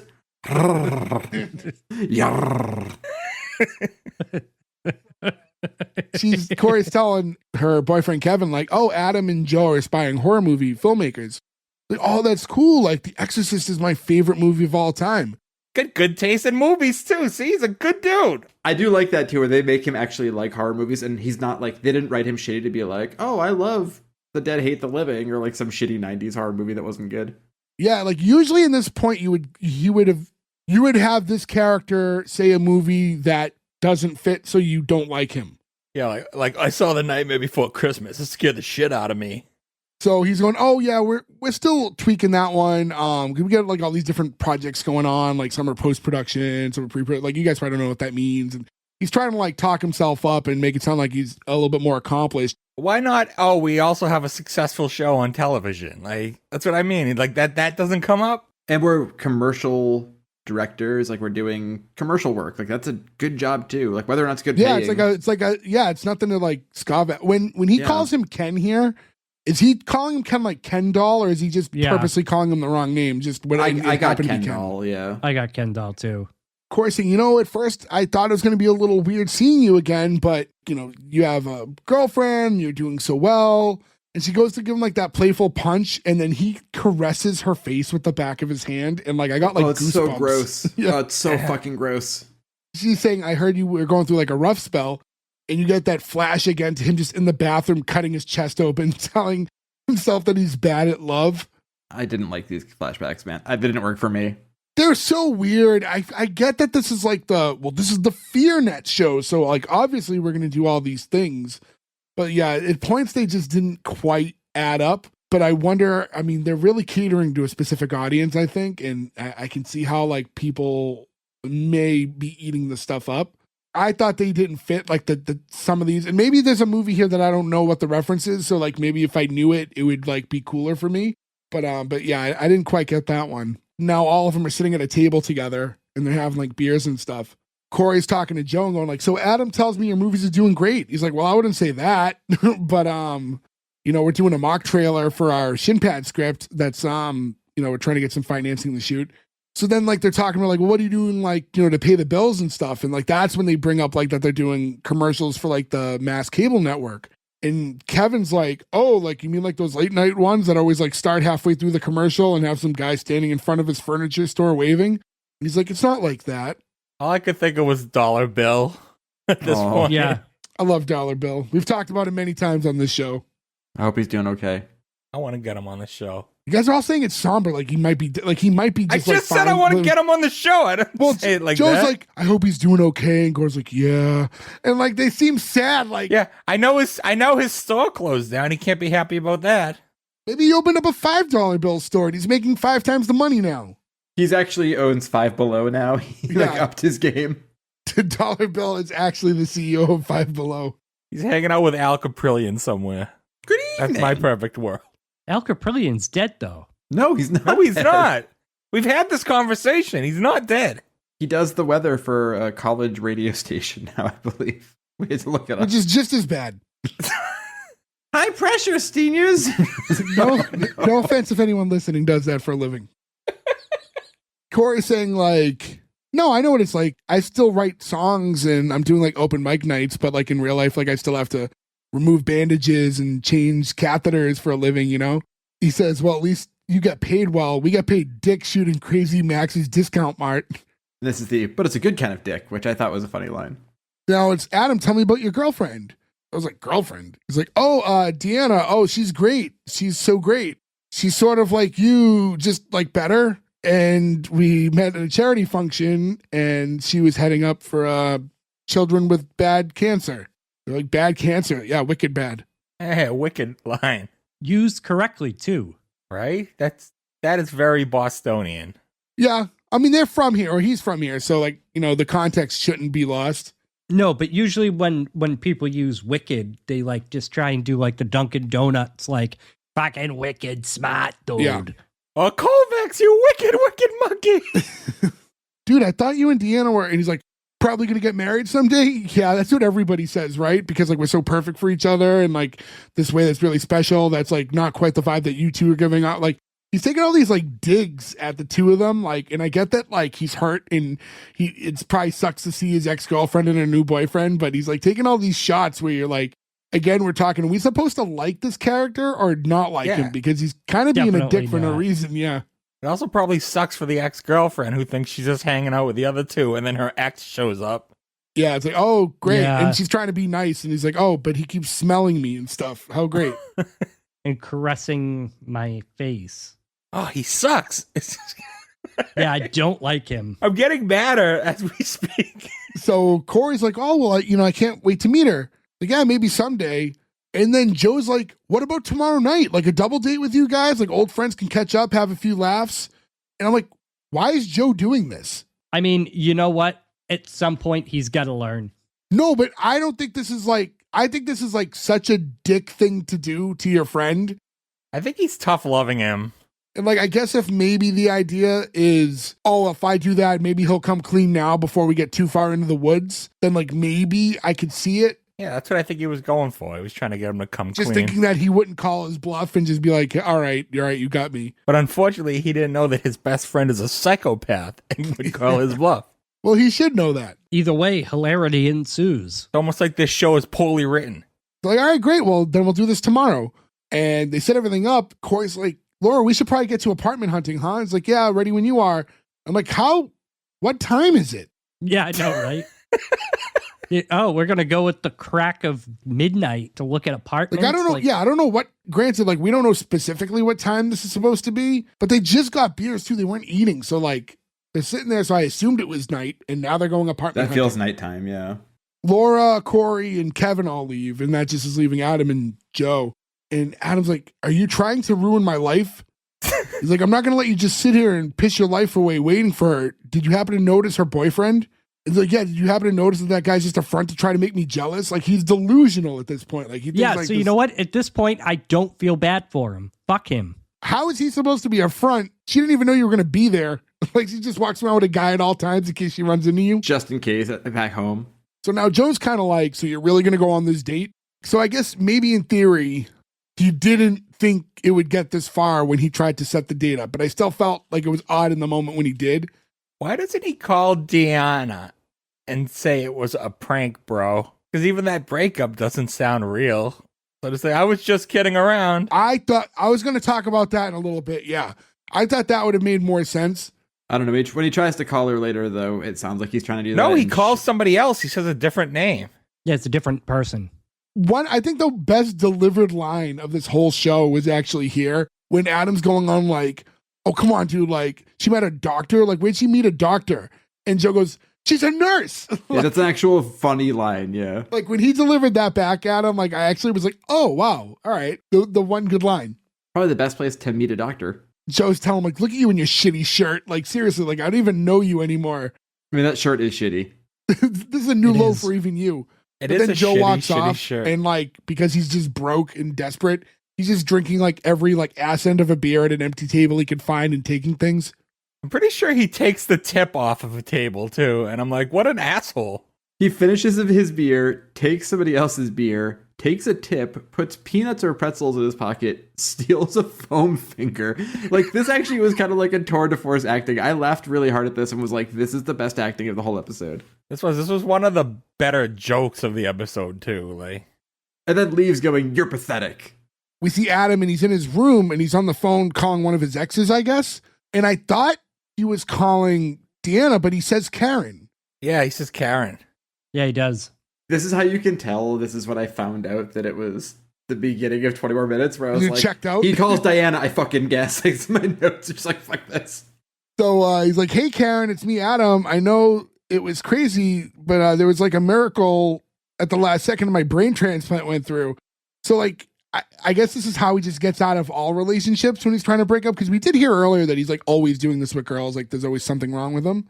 This dude's also so clearly a fucking townie. Like, everybody in the episode is a fucking townie, right? And there's nothing wrong with that. I'm just saying, if you're a fucking townie and you're dating people from your town and you're just like, my brain transplant, like, don't you think they'd see you at fucking Walgreens? Like, this seems like a bad idea. The thing is, like, I just don't get why he doesn't call DeAnna back and be like, oh, I was messing with you or blah, blah, blah. Like, I'm sorry. Like, I know that was mean. Now, the move is he shows up at her apartment and when she's like, what are you doing here? He goes, what do you mean? He's like, oh, you thought I was serious? And I want to get more into that later, too, because I definitely think that this episode would have benefited if this call was to DeAnna right now. But she hangs up on him, and all of a sudden, Oderus Urungus from GWAR walks into the room and sits next to him on the bed. And you're like, What the fuck? Yeah, I kind of wish I didn't know what's going to happen, because he had no idea, and then all of a sudden Oderus just walks in, you're like, wait, what the fuck is this show now? But Gordo, in a very smart move, mentioned it early. Probably know it would sell me on it. I was actually going to wear my GWAR shirt for this. It's an old GWAR shirt. I feel like they should have done this Earlier? multiple times. They like the callbacks. This is something that happens to him. It should have happened a few times in this episode. Yeah, so we find out that Oderus is Adam's imaginary friend. I love that idea. So yeah, I could see using him more in the episodes would work out. Like, it's kind of like the angel or devil or whatever on his shoulder, like his voice of reason. But yeah, he walks up and it's like, so you've agreed to go on a double date and try to get Corri back. Don't you think that it's time you just moved on? He's like, you don't understand. He's like, when Corri and I broke up, it was only temporary. And she said someday we'd get back together and that she'd always love me. He's like, that's not what she said. And then he's like, how do you know? And they flash back to when it actually happened and they're in the car. And she's like, Adam, we're not getting back together ever. I don't love you anymore. And Oderus is just in the back seat, like eating popcorn. I think they were at a drive-thru because he had move popcorn it, Blondie. Hey, Blondie, move the arm. Yeah. Adam has like a little boy popcorn too, and Oderus has like a giant bucket of it. I laugh super hard though, just he walks in where he's like, hey Adam, it's like, hey Oderus. Like there's no fucking sell of it. It's just like, what the fuck is happening? I was like, I don't listen to them as much these days, but like I was always a really big fan of GWAR and like thought Oderus or Dave Brockie in general was just like such a funny dude and actually like legit enjoyed listening to GWAR. I thought his voice was so unique. And I have seen them since he passed, and it's just not the same without him. I appreciate them continuing on, but like for sure. And I mean, they had multiple singers. No, he was always a singer. I thought that they had. So other people have sung like The Road Behind and stuff. They had like the chorus was, I think it's the guy who sings in the band now plays a different character. Okay, who, like, maybe returned that's to the band. But yeah, it's just not the same. His voice was so unique, and it's actually what drew me to the band. Like more than like the costume and everything else. Like actually listening, I always loved Dave Brockie's voice. Yeah, it's just it's a shame that he's gone. It's been over 10 years now, which is crazy. His solo record is quite a journey in the Dave Brockie experience. I'm actually a fan of the GWAR side project X Cops, which actually like just was released on vinyl for the first time. Like, oh, I'd never heard of them. Have you heard the Death Piggy stuff? That was like the predecessor to GWAR, right? Yeah, Death Piggy was like his like hardcore band before GWAR started. So they would have played with like White Cross and Corrosion of Conformity and all those bands. It's pretty cool. Funny, my first experience with GWAR is actually the Beavis and Butthead video game. Yeah. And that's the plot of it is you're trying to get the pieces of a ticket for the GWAR concert they want to go to. That character, Oderus, always made me smile, and it is fun to see him here. I always liked GWAR, but I never saw them live because literally it's just like, I don't want to get hit with a fucking blood cannon and like I don't find that enjoyable. I never wanted to be part of that. It was just water. It was just colored water. Yeah, it was just colored water. water. You know Joe hates SeaWorld. He won't sit in the front row of the splash zone. Fuck you, Shamu. I ain't staying. We definitely need to like get past this because we have a lot more to cover, but the first time I ever saw GWAR, you wear like the light shirt so it'll be all stained from all the different colors they squirt on you. And then like a fucking heart broke. My mom fucking like washed the shirt. like, oh, I got all that stuff out of that shirt. I'm like, no, why? My GWAR shirt. I think when we saw them, Jay, I came out like completely blue for some reason, and everybody else came out with like red, and I'm like, how the fuck did that happen? Like one random cannon hit you only. Yeah. So it's so good. Like, I'm so glad I got to see him. I saw him a good amount of times over the years. I only saw him that once. It was a super fun show. So now we go back to like modern times. Like after that flash scene, they're back on the bed. He's telling him, Adam, on my planet, there's only one solution to this predicament. Like I always say, when love isn't going your way, pay for it. He's like get an escort? He's like, no, not an escort. Get a hooker. He's like, this way the sex is guaranteed. And then he's like, a hooker? Like, how much is a hooker for like a 2-hour date going to cost? He's like, $225, $250 if you're role playing. He's like, that was really quick and specific. And he goes, hey. and this was the time that joke was funny. Yep. Yeah. I 100% agree. Yep. The one time it worked. Yep. I also really want to know what Oderus's role play is in sex. I'm going to shoot you with my big cannon. It's like, I don't want that. I'll be so stained tomorrow. It's just vanilla, like missionary. Adam's telling him, you don't understand. I just want Corri to look at me as something other than the little kid who never got over it. And he's going on and on about how much he likes her. And then as he's starting this monologue, Oderus like, up. And he just stands up and starts walking away. He's like, whoa, where are you going? He's like, oh, I gotta be someplace. Like, you're my imaginary friend. You can't just leave me like this. He's like, yeah, but I got a thing, This is when I was like, oh, Oderus is the analog for me in this scenario, because all I wanted to do the whole time is be like, well, I gotta go. I got something going on. See you guys later. After he leaves him, Adam heads over to the living room and he's talking to Joe. He's like, all right, so I'm going to get a hooker. He's like, a hooker for two for dinner? Like, that's $225, $250 if you count role play. He's like, why does everybody know that? And then he goes, hey, but I didn't like it here. I don't know. It just didn't work the same. Although we'll say when the girlfriend does it later, I found it funnier. I found that funny. That's only because Adam she's adorable. Fair. That's probably why, yeah. But yeah, I don't know. It didn't hit the same way when he did it. And I felt like this didn't need to be the repeated joke. He's like, look, I know that it makes me a complete and total scumbag, but I have to do this. And he's like, no, he's like, I get it. It's my fault. I got you into this. And now like Joe is like totally flipped on him. Like he's the one who got him in the situation. And now I guess he's feeling guilt. So he's telling him, hey, why don't you take the money from the Blu-ray fund? He's like, the Blu-ray fund? We've been saving, like, so I don't know how long they've been saving up for, but they have a total of $200 so they can one day get a Blu-ray player. Well, now you can get like 4 for that much. I was gonna say they were probably like $800 at the time, though. In fairness, yeah, I have the Blu-ray player in our room is just an older one, so it's so loud that if I watch a movie at night, like in bed, the motor is so loud. I was like, I need a new one. So I was actually pricing them out like a week ago at like Walmart. It was like $40 for like a really compact, quiet one. It's fucking crazy how much the prices drop on these things. I never owned one. It was like when they first came out, I didn't get one right away. And I felt like it wasn't that long before streaming became like so big.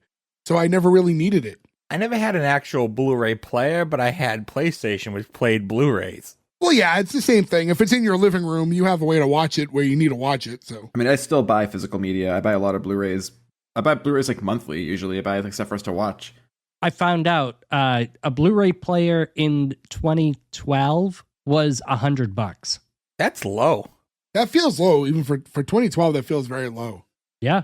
I don't know. That feels like when I would have bought my first one. That sounds right. And it probably was like Blu-ray, but Blu-ray in 2008 was $374. But yeah, so they have the $200 in their Blu-ray fund, and he's telling them like, just go ahead, use it. Like, we don't even have a TV that's high def, so like, you know, what's the point? We can't even afford Blu-ray discs, so what's the point of having the Blu-ray player? I will say this though, most horror movie like fanatics wouldn't be like complaining about their old horror VHS tapes. That's like a thing that's like valuable and a badge of honor. And sometimes you want to, like, personally, I love Blu-ray and DVD and streaming and VHS. I don't have a preferred thing. There are certain horror movies, like I love watching Return of the Living Dead on VHS because it just reminds me of how it was when I first saw it. Like, it feels weird to watch it crisp, right? Some horror movies just look better the way we watched them when we were kids. Nothing would make me watch that on a VHS. I know. Fucking miserable rewinding them and poor quality. Just click the button, stream, baby. He takes the money and he's like, oh, thanks, dude. Laura walks in and she's like, you ready for date night? And Joe's like, oh yeah, the couch awaits. I mean, to be fair, at this point in my life, I'm like, what's the best date night ever? Be like, we got pizza. We're going to watch a movie on the couch. Win-win. Yeah, you're married though. He's not there yet. He can't be doing this shit yet. He's got a girl that's like way above his grade. You take her out. Yeah, he's be doing more. And then she's asking Adam, were you going out with Kevin and Corri tonight? And he's like, I am. I just, I need to find a number for somebody first. Who? And then Joe's like, oh, he's getting a hooker. She's like, oh, I have a number. And he looks at her and she goes, hey. Yeah, it works here. It doesn't. She's cute. I don't know. It's like, and I don't mean cute in just like I find her physically attractive way. It's just like, there's something about her character which is just inherently like has that adorable quality to her. So I guess like the surprise that she's got a hooker on call too, I guess. But if this is the hooker number that she gave, then we cut to the double date and now we see Adam and his hooker fake girlfriend with Corri and Kevin. And she's like this very exaggerated character. I guess the actress I saw, chose to play it like a drugged out person. Like that was her choice. Yeah, she's like heroin nodding at one point. Yeah. And I almost threw up. You know what's funny is I wrote down like, I didn't particularly like this character. I just thought it was too much. It was like way too exaggerated. Yeah. But the thing that struck me as weird, and I don't know what made me even think of it, was I could see her character and Kevin's character functionally working in a show like Always Sunny, which is more realistic than this show. Yeah. And even though they're less realistic characters, somehow in that universe, they would make sense to me. But in this show, I'm like, this doesn't work. She's not real enough. I bet she was a pretty accurate heroin addict. I was gonna say, as people who grew up like as knowing Boston people who've had heroin problems and like I don't know, that seems pretty accurate to me. Her accent was exaggerated, but not too far. It was actually a decent, like, she sounded like about right. It's the annoying part of the accent that like I don't embrace, but people do really sound like that. Like this character was sitting in the booth next to us at a Bickford's at 2 a.m. once while we were getting food, and you're just like, that is real. That feels very real to a Boston experience. Yep. She's great though. She's in The Sopranos. She's in a bunch of stuff. She's a good actor. So you have Adam trying to like talk her up and talking about like, you know, all this charity stuff that she's doing. And she's going, we met at a fundraiser I put on for children with bad cancer. See, you know what's funny about the accent is that the further you get away from Boston, the more people actually try and put on that accent. So it's kind of accurate. Oh yeah, it's a Hollywood Boston accent. Corri's saying, oh, Kevin and I work in a hospital, so we see it all the time. Like, it's good when you meet other people that care. It's pretty awesome. And then she's going, and how do you two know each other? And it's like, oh, Adam and I used to date when we were kids. And she's like, and now we're just friends. So it's nice. And he's just like, yep, we're friends. It's so nice. She's starting to say like, oh, but Adam was always sort of like an inspiration to me, I guess. Like, I mean, he doesn't give up. And he's like talking him up. And while this is happening, the date keeps nodding off. And he's like trying to like wake her up and stuff. That's a tough night though. You're like, I'm going to get a sex worker. I'm going to pay $200. And they're just like nodding out on junk. You're like, well, I don't think this is going to go the way I want it to. And does this count as role play? Does he have to give her $250? So I was only playing a junkie. Girlfriend experience. This is my friend Jeff. Jeff listens to the show. We used to always joke about a TV show we were going to make called The Real House Girlfriends of Downtown Crossing, because it wouldn't be like housewives, but it was like all these women like trailing behind their junkie boyfriends being like, Scott! I'd be like, oh, next week on The Real House Girlfriends of Downtown Crossing. This woman feels like a character on that show. Have you ever seen The Real Housewives of South Boston? What do they all live in Southie? It's a parody internet video. It's really funny. So if that was a real show, that would be the thing that have to like Clockwork Orange my eyes open to make me watch. That's like the only way I could handle that. It was a lot like what you just described. That tracks. Okay, sure. I'll have to check that You out. unoriginal bastard. I must have stolen that idea 15 years ago. How do you feel when you hear Corri sneeze and he just gives a bless you? The whole audience, well, fake audience probably, gives like the awe. No, because I hate him at this point. Yeah. Like, there's no redemption, so I'm like, good. I hope you cry. It's also weird to be like super hung up on your ex-girlfriend from high school, and it's super weird to be like hung up on her and her sneeze. What vibe I'm kind of getting, well, it was a unique sneeze. The vibe I'm kind of getting when I'm watching this is the main character is kind of like, what's his face? Ted from How I Met Your Mother. I felt like he was acting similar to the way he acted in the pilot. Ted at least has Riz. This guy has no Riz. He has Skibbity Ohio Riz. Shut up. All the people who are like diehard How I Met Your Mother fans, like before you jump down my fucking throat, I know the character's more fleshed out as time goes by and stuff like that, but if you watch the pilot, which we covered, and you can go back and listen to it, he did a lot of really awkward, desperate things throughout that episode, and I feel like there was a lot of similar vibe between these two characters. Yeah, but the difference between How I Met Your Mother and this show is How I Met Your Mother had good writing and good actors. Do you guys see what I'm coming with though? Like on that Yes. one, do you see how there's he's any very kind of comparison? similar. I like legit. We have done a lot of these shows, and I don't remember enough about the How I Ted Met Your kisses Mother. Robin for the first time, says "I love you" like right away. He's doing all these super desperate things. Like, Does he steal like a blue instrument? yes, a French horn. French horn? Yeah. Okay. Yeah. But yeah, I mean, again, go back and listen to that episode. But I think they're acting very similar when you look at their overall characteristics. It's ironic because I think Laura is like a discount Allison Hannigan. Okay, I can see that. They're very similar. Right around here is when Kevin's phone goes off and he's like, "Oh damn, Mr. Pendergraft's liver's failing. Like, I need to go." Godspeed, you hero. Yeah. Well, No. here's the thing, Clear the traffic, let him through. and I'm glad you mentioned this earlier, Ferg. So he comes off super nice guy, right? Cartoonish, but like likable. But here, as he's about to leave, gives Corri a big kiss and just starts looking at Adam. They have a kiss off. I think at this point he's been pushed to the brim. It felt weird because up until now, I'm like, the whole time, despite all the shit Adam's doing and saying, I felt like he was either like unfazed or unaware of what was going on that whole time. So now for him to be like giving him this menacing look as he's kissing Corri just seems a little like off from the character that I've been introduced to. Again, this scene that's unnecessary and too long. The kiss off is too long. We're talking about like cutting down minutes. I will say, the hooker, when she kind of does a quick like almost throws up in her mouth before they fucking kiss. Almost threw up. I thought that was kind of funny because now like Adam's like, oh shit, do I still kiss her? But then he just has a little bit of spit he spits out. Yeah. Like, go full gag though. If you're gonna do that gag and you're gonna pull spit out her false teeth. Don't forget to those of you on the show and listening, Gordo hates spit. Yeah, Gordo's not a what He's I not was a spitter. I was gonna say. I don't hawk Gordo to her. Always swallows. I don't hawk to her. No. If anybody hawked to her on my thing, I'd throw up. Gordo. Why did you do that? Pretty much. Do it drier. Make it more dry. How dry do you want it? I'll give you a blowjob today, Gordo. Get the paper towels out. Making it nice and dry for you. Derek comedy. It always comes back to Derek. Always comes back. What I was expecting knowing this show, I was actually expecting some kind of like over the top throw up. Yeah, I was as well. Honestly, like that could have been, we could have got one of those like horror movie pea soup fucking shooting out. I was expecting that and I was like waiting for it.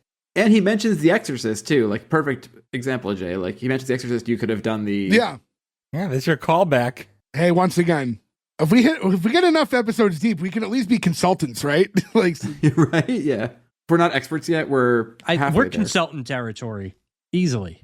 So now Kevin leaves, and this is like the opportunity for Adam to get out of this awkward situation. He's like, all right, well, I guess we should be going then. It's like, oh, no. Like, it doesn't have to ruin the night. Like, let's go see a movie or something. Corri wants to like stay out.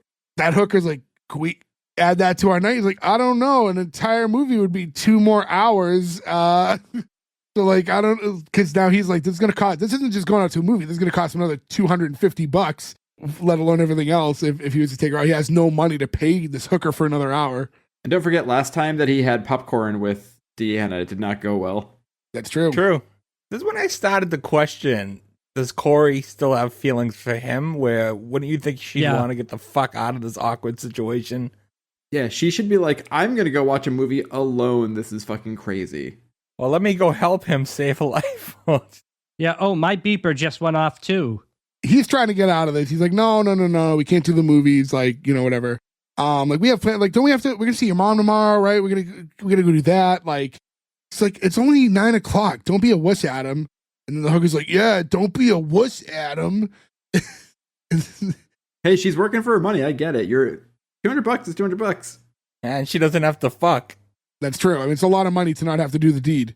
Although maybe she wants to do the deed. Who knows? Adam's like, can I excuse myself real quick? And runs into the bathroom. He gets in the bathroom, and this is, again, one of these, I don't know if it's just for FEARnet or what's going on here, but he just starts picking at his face. And like, you look at the sink. So that's a parody of the scene from Poltergeist. Okay.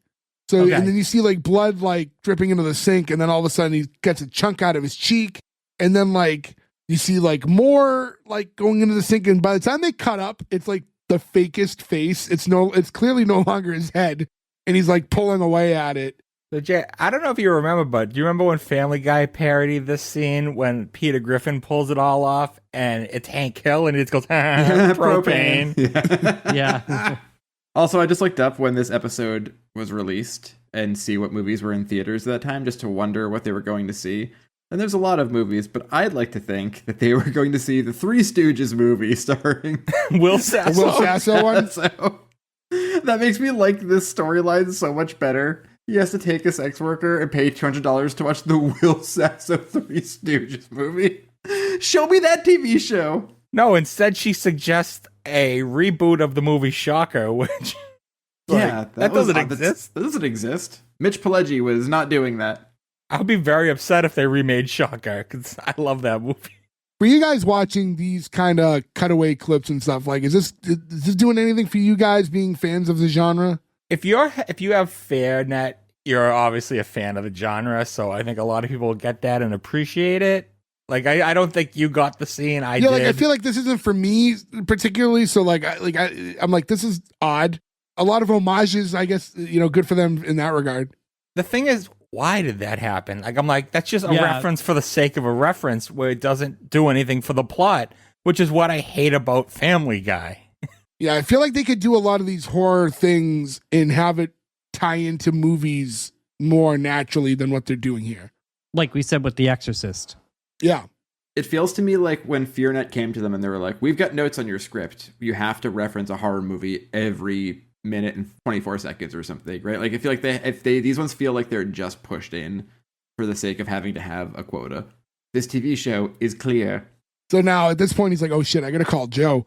And you cut to like Joe and Laura at the apartment, before the phone rings too. It's like, oh, how nice is this? Just the two of us. He's like, can we order pizza? It's like, nope, too expensive, but I'm starving. He's like, here, have some peanut butter. And then like the crowd pops because like we already know, like, hey, stop stealing my peanut butter. Oh, the old peanut butter callback. And then, ooh, Gremlins is on cable. And she said, I never saw Gremlins. And he like gives her the look. And it's like, I'm foreign. I was like, when was that established before? I guess she says one line out of English. She did speak Latin earlier. The phone rings, and at first he stops her from picking it up and wants to make sure that she checks the caller ID to make sure it's not like a bill collector or anything. And then eventually Adam and Joe get to talking on the phone. He's like, Doogie Howser bailed, and now Corri wants to see a movie. I'm totally out of cash, and I'm about to get busted. Funny, because last week we did have a Neil Patrick Harris show, so they're, again, to tie into last week. He's like, what do you want me to do? He's like, I don't know. Like, I need you to, hey, is she eating my peanut butter? It's like, how do you even know that? It's like so out of place for the conversation.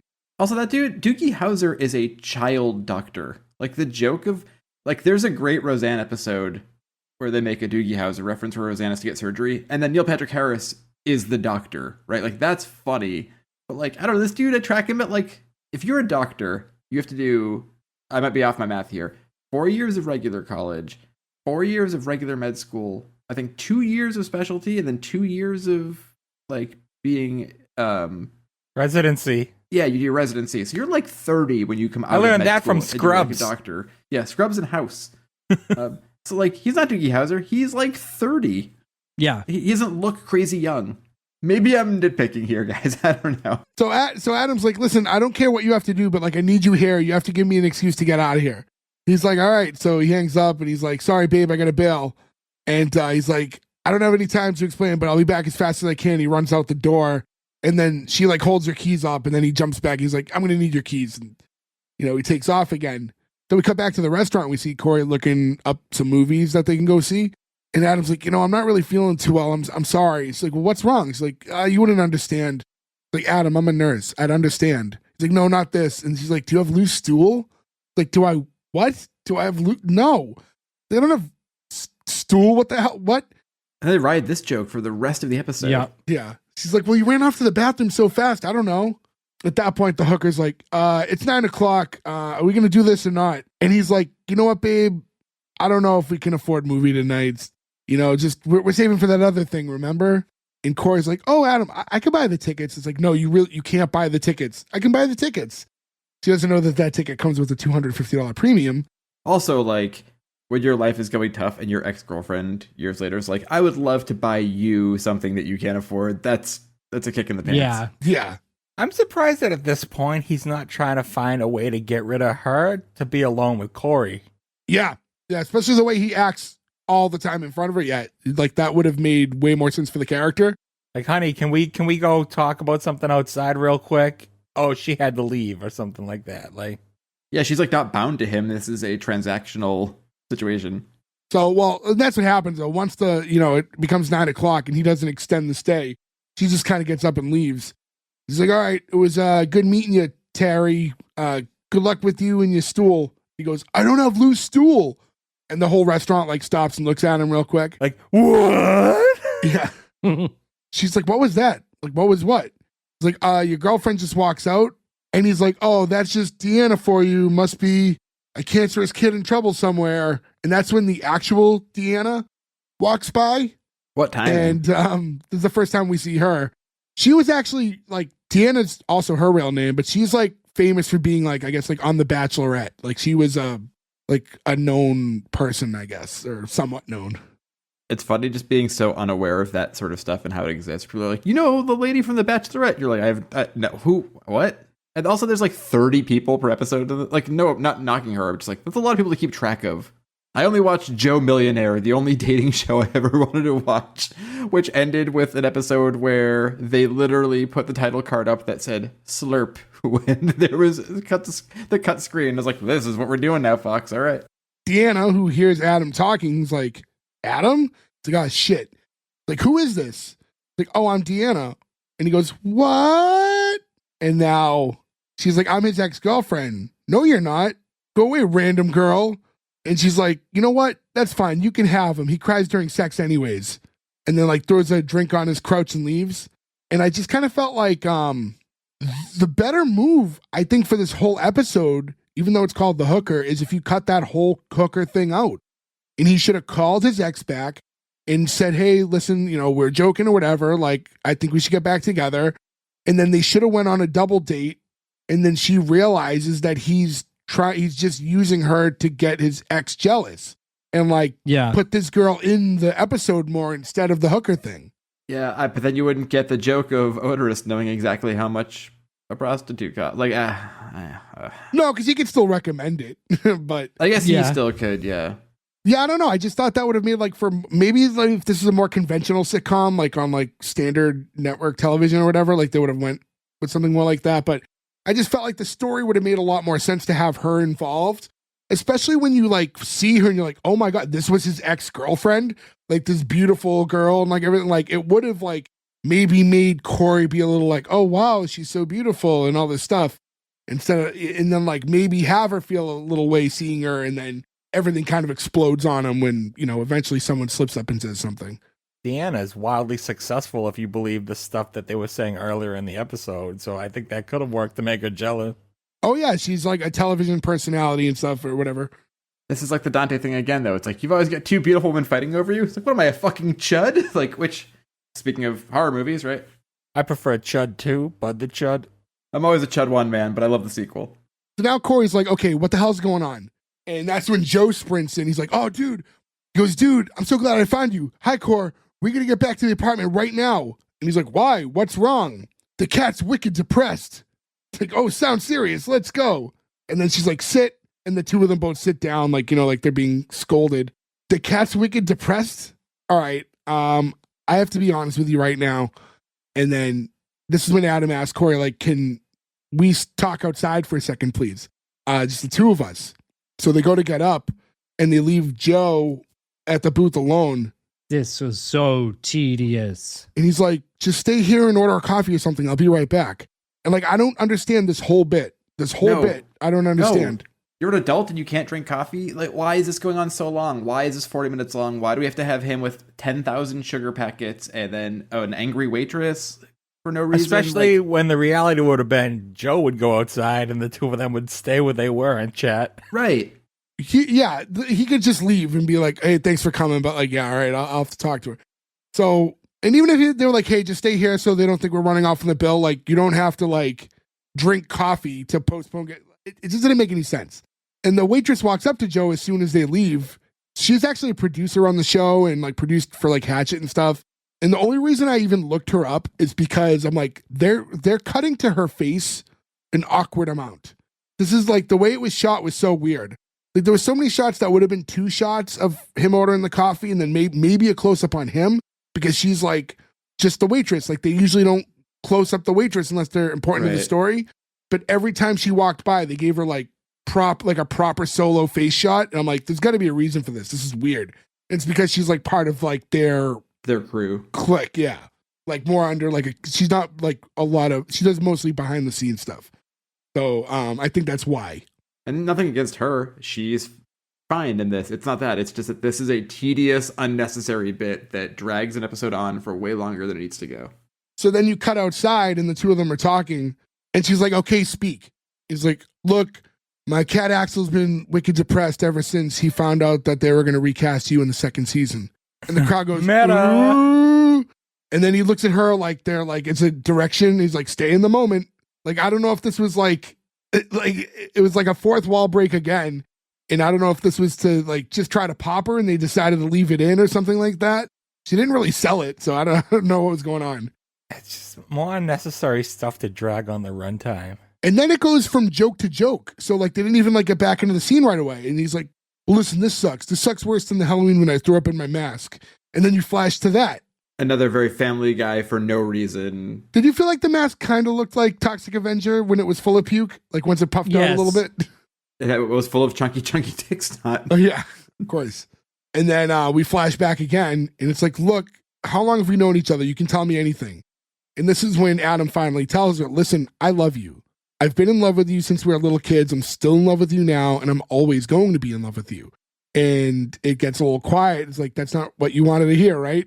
And she's like, I just thought if you had a girlfriend or if she was a hooker. She was a hooker? And he goes, what? And so this is supposed to be like a catchphrase thing because now he's doing it again? Yeah, this is his dynamite and he's not working. He should have just said dynamite. I would have actually appreciated if he did that.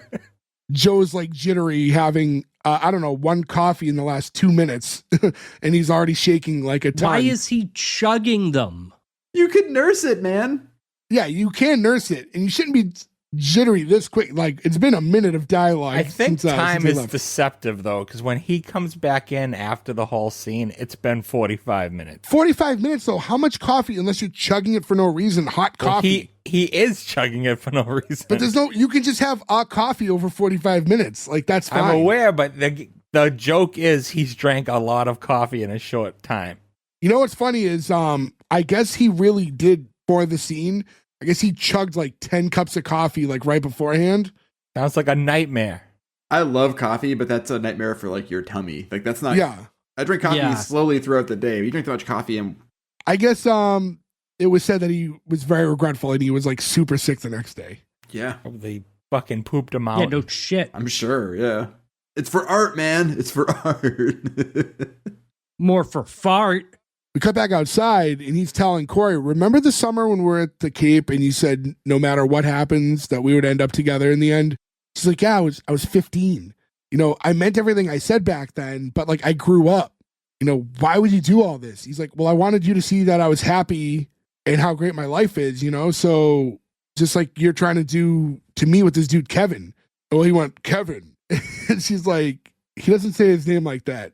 Okay, maybe a little bit. But she's saying, like, that's not why I'm with him. Like, I actually do like this guy. And it's like, please, next thing you're going to tell me is that you're sleeping with him, too.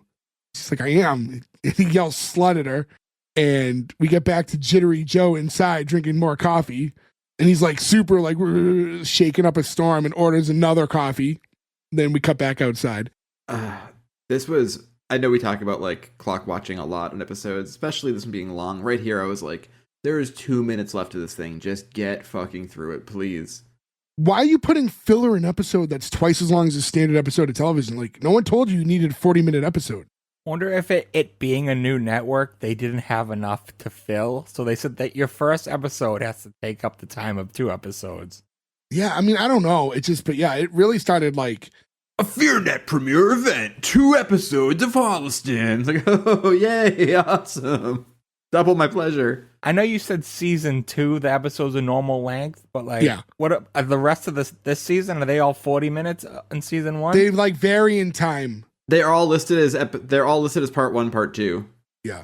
So we get back outside, and now Corri's saying, God, I feel awful. Like, I don't want to be that girl. You know, like, I don't want to lead you on or let you think that I'm playing games with you or anything. Like, I just thought enough time passed that, you know, we could be friends. Like, it's been like 3 years. And he goes, 2 years and 48 weeks. Which she finds endearing, but I think is creepy every time he says that. Yep. I think they're trying to give this character too many one-liners. Like, yeah, have your character. It's a one-liner. You don't need a million of them. And now he's like, look at me. He's like, I got a drink poured on my lap. I rented a hooker. Like, he's like, now that like you're standing here, like everything you're saying makes sense. She's saying like, I just think you haven't found the right girl yet. So you're hanging on to the idea of me. You know, and, you know, I love you, like I'm always going to, but just not like that anymore. And then he goes, so you're saying you want to have breakup sex? And I'm like, this is back to this is a 15-year-old writing this episode and then not going back to it later. Because like, this doesn't make sense to his character at all. The breakup sex line doesn't work at all. It doesn't fit. No, because he's a hopeless romantic. He's not just the horny guy out with the hot chick. Like, yeah, it doesn't like make sense for him to act that way because it's not where he's been this entire time. And then she's saying, all right, look, if whatever you want to do is fine by me. Like, if it's tough for you to be around me right now as just friends, then say the word and I'll stay out of your life. He's like, no, I could totally do this, you know, but if you're giving me options, how about some quick breakup sex and then friends? It's like Adam's like, oh, really quick. It's like, okay, how quick are we talking? He's like 20, 30 seconds. And she's like, come here. And they give like a hug. And I was kind of confused the way that conversation was rolling. Which like, is she going to really sleep with him? I thought like it was going to, like, that was going to be the turn. And they were actually going to like run off at that point. And then it just turned into like, is that a banana in your pocket? Or are you just happy to see me type thing when they go to hug? I really didn't like the dialogue there at all. No. That could be that's the theme of this show. Right. But I appreciate that girl too being like, look, man, I fucking meant it then, but we're adults now. Fucking get over it. Like, it makes him such an unlikable character. They maybe should have not had it that they dated so long. They should have had it that he's just been clinging on to her since high school or whatever. Or he could say something like, that time when we got drunk at that bar at your sister's wedding or something. So you at least have one memory that's not tied into when you were children. Because I think that's where it gets a little bit lost and it actually makes him look worse. Is because of the time passed isn't as long as it feels when you only bring up the childhood stuff. You know, they have their hug and then we get back to inside where Joe is completely tweaking out now. And the waitress is pissed. She's like, can I bring you the bill now? And it's like, you could have brought him the bill 3 cups of coffee ago if it's free refills. Like, you're not changing anything in the bill. You should have gave it to him then. But none of this makes sense. None of this coffee stuff makes sense at all.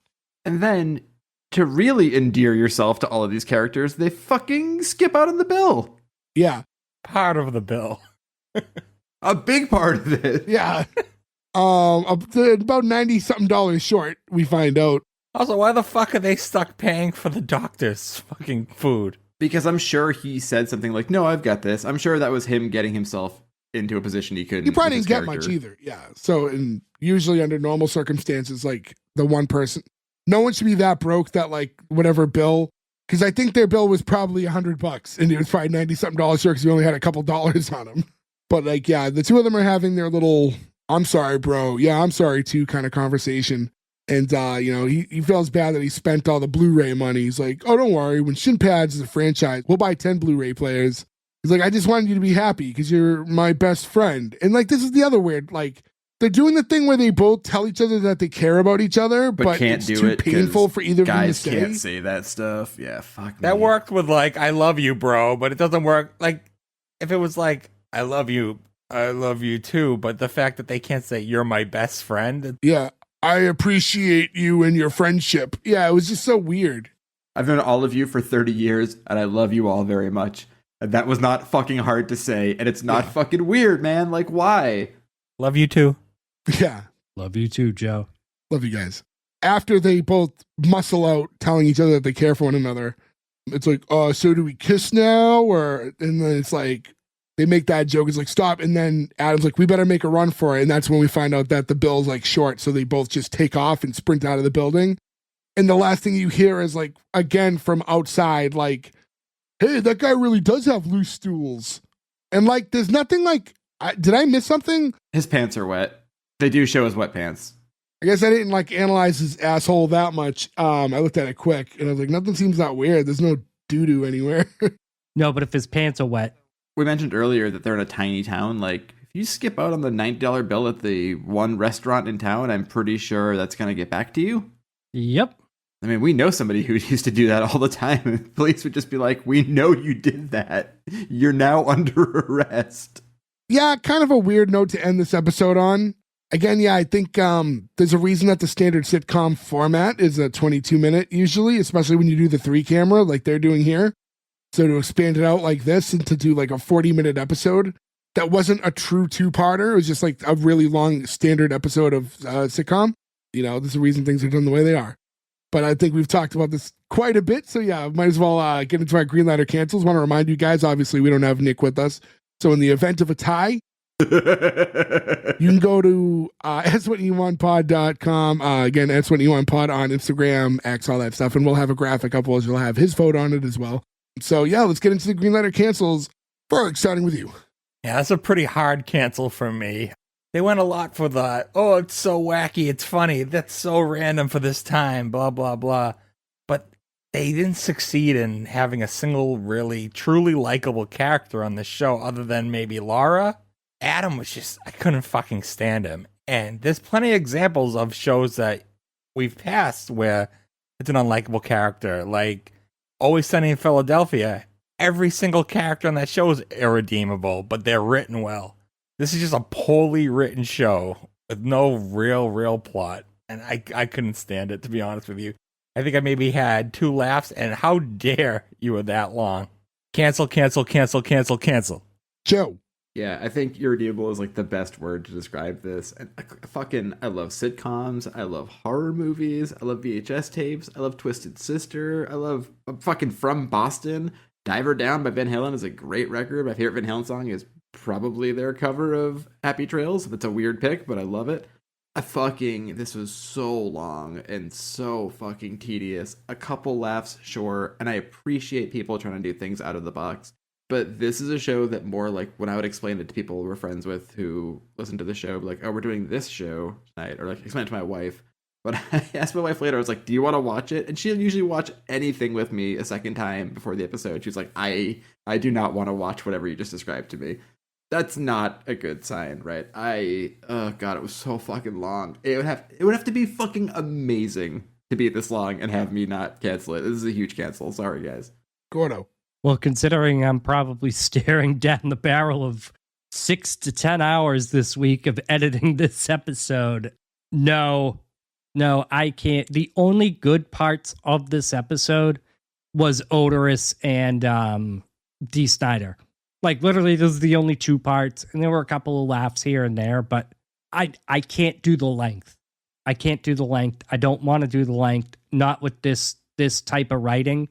If it was, like, okay throughout the whole episode, I could see wanting to see a second episode because I really liked Oderus's character. I really liked D. Snider. Give me that fucking show. Gay fucking D. Snider and Oderus as a fucking imaginary friend. Give me that. That would be a green light. This? No. Cancel. So, I'm going to give this one the green light. What the fuck? Fuck you. I know. And here's the thing. I acknowledge that this show sucks, but I want to watch more of it. The dialogue was bad. The horror stuff isn't even my genre, so I don't get half the references. But I don't know. I feel like this would have been my favorite show if I was 15 years old. I don't know what it is. Man, maybe I just miss Dave Brockie too much. But just seeing him for like that like minute or so like made me so happy to like just see him do something I hadn't seen before. So I don't know. I know I knew everyone else was gonna give it a cancel. I thought Gordo might go the other way to appease his friend. So with that being said, despite how Nick votes, it's still going to be a cancel. So sorry to Holliston, you do not get the green light with us. But I want to thank all of you guys for listening. Remember, go to S1E1pod.com, do all the things, buy a shirt, hit us up, follow us on socials, subscribe, leave reviews, do all that stuff. And thank you again. Stay tuned for next week where we do episode 3 of our 4th annual, unofficially named Spooky Dookie October. Thanks, everyone. Catch you again next week. Goodbye. I think we got the best. Hey!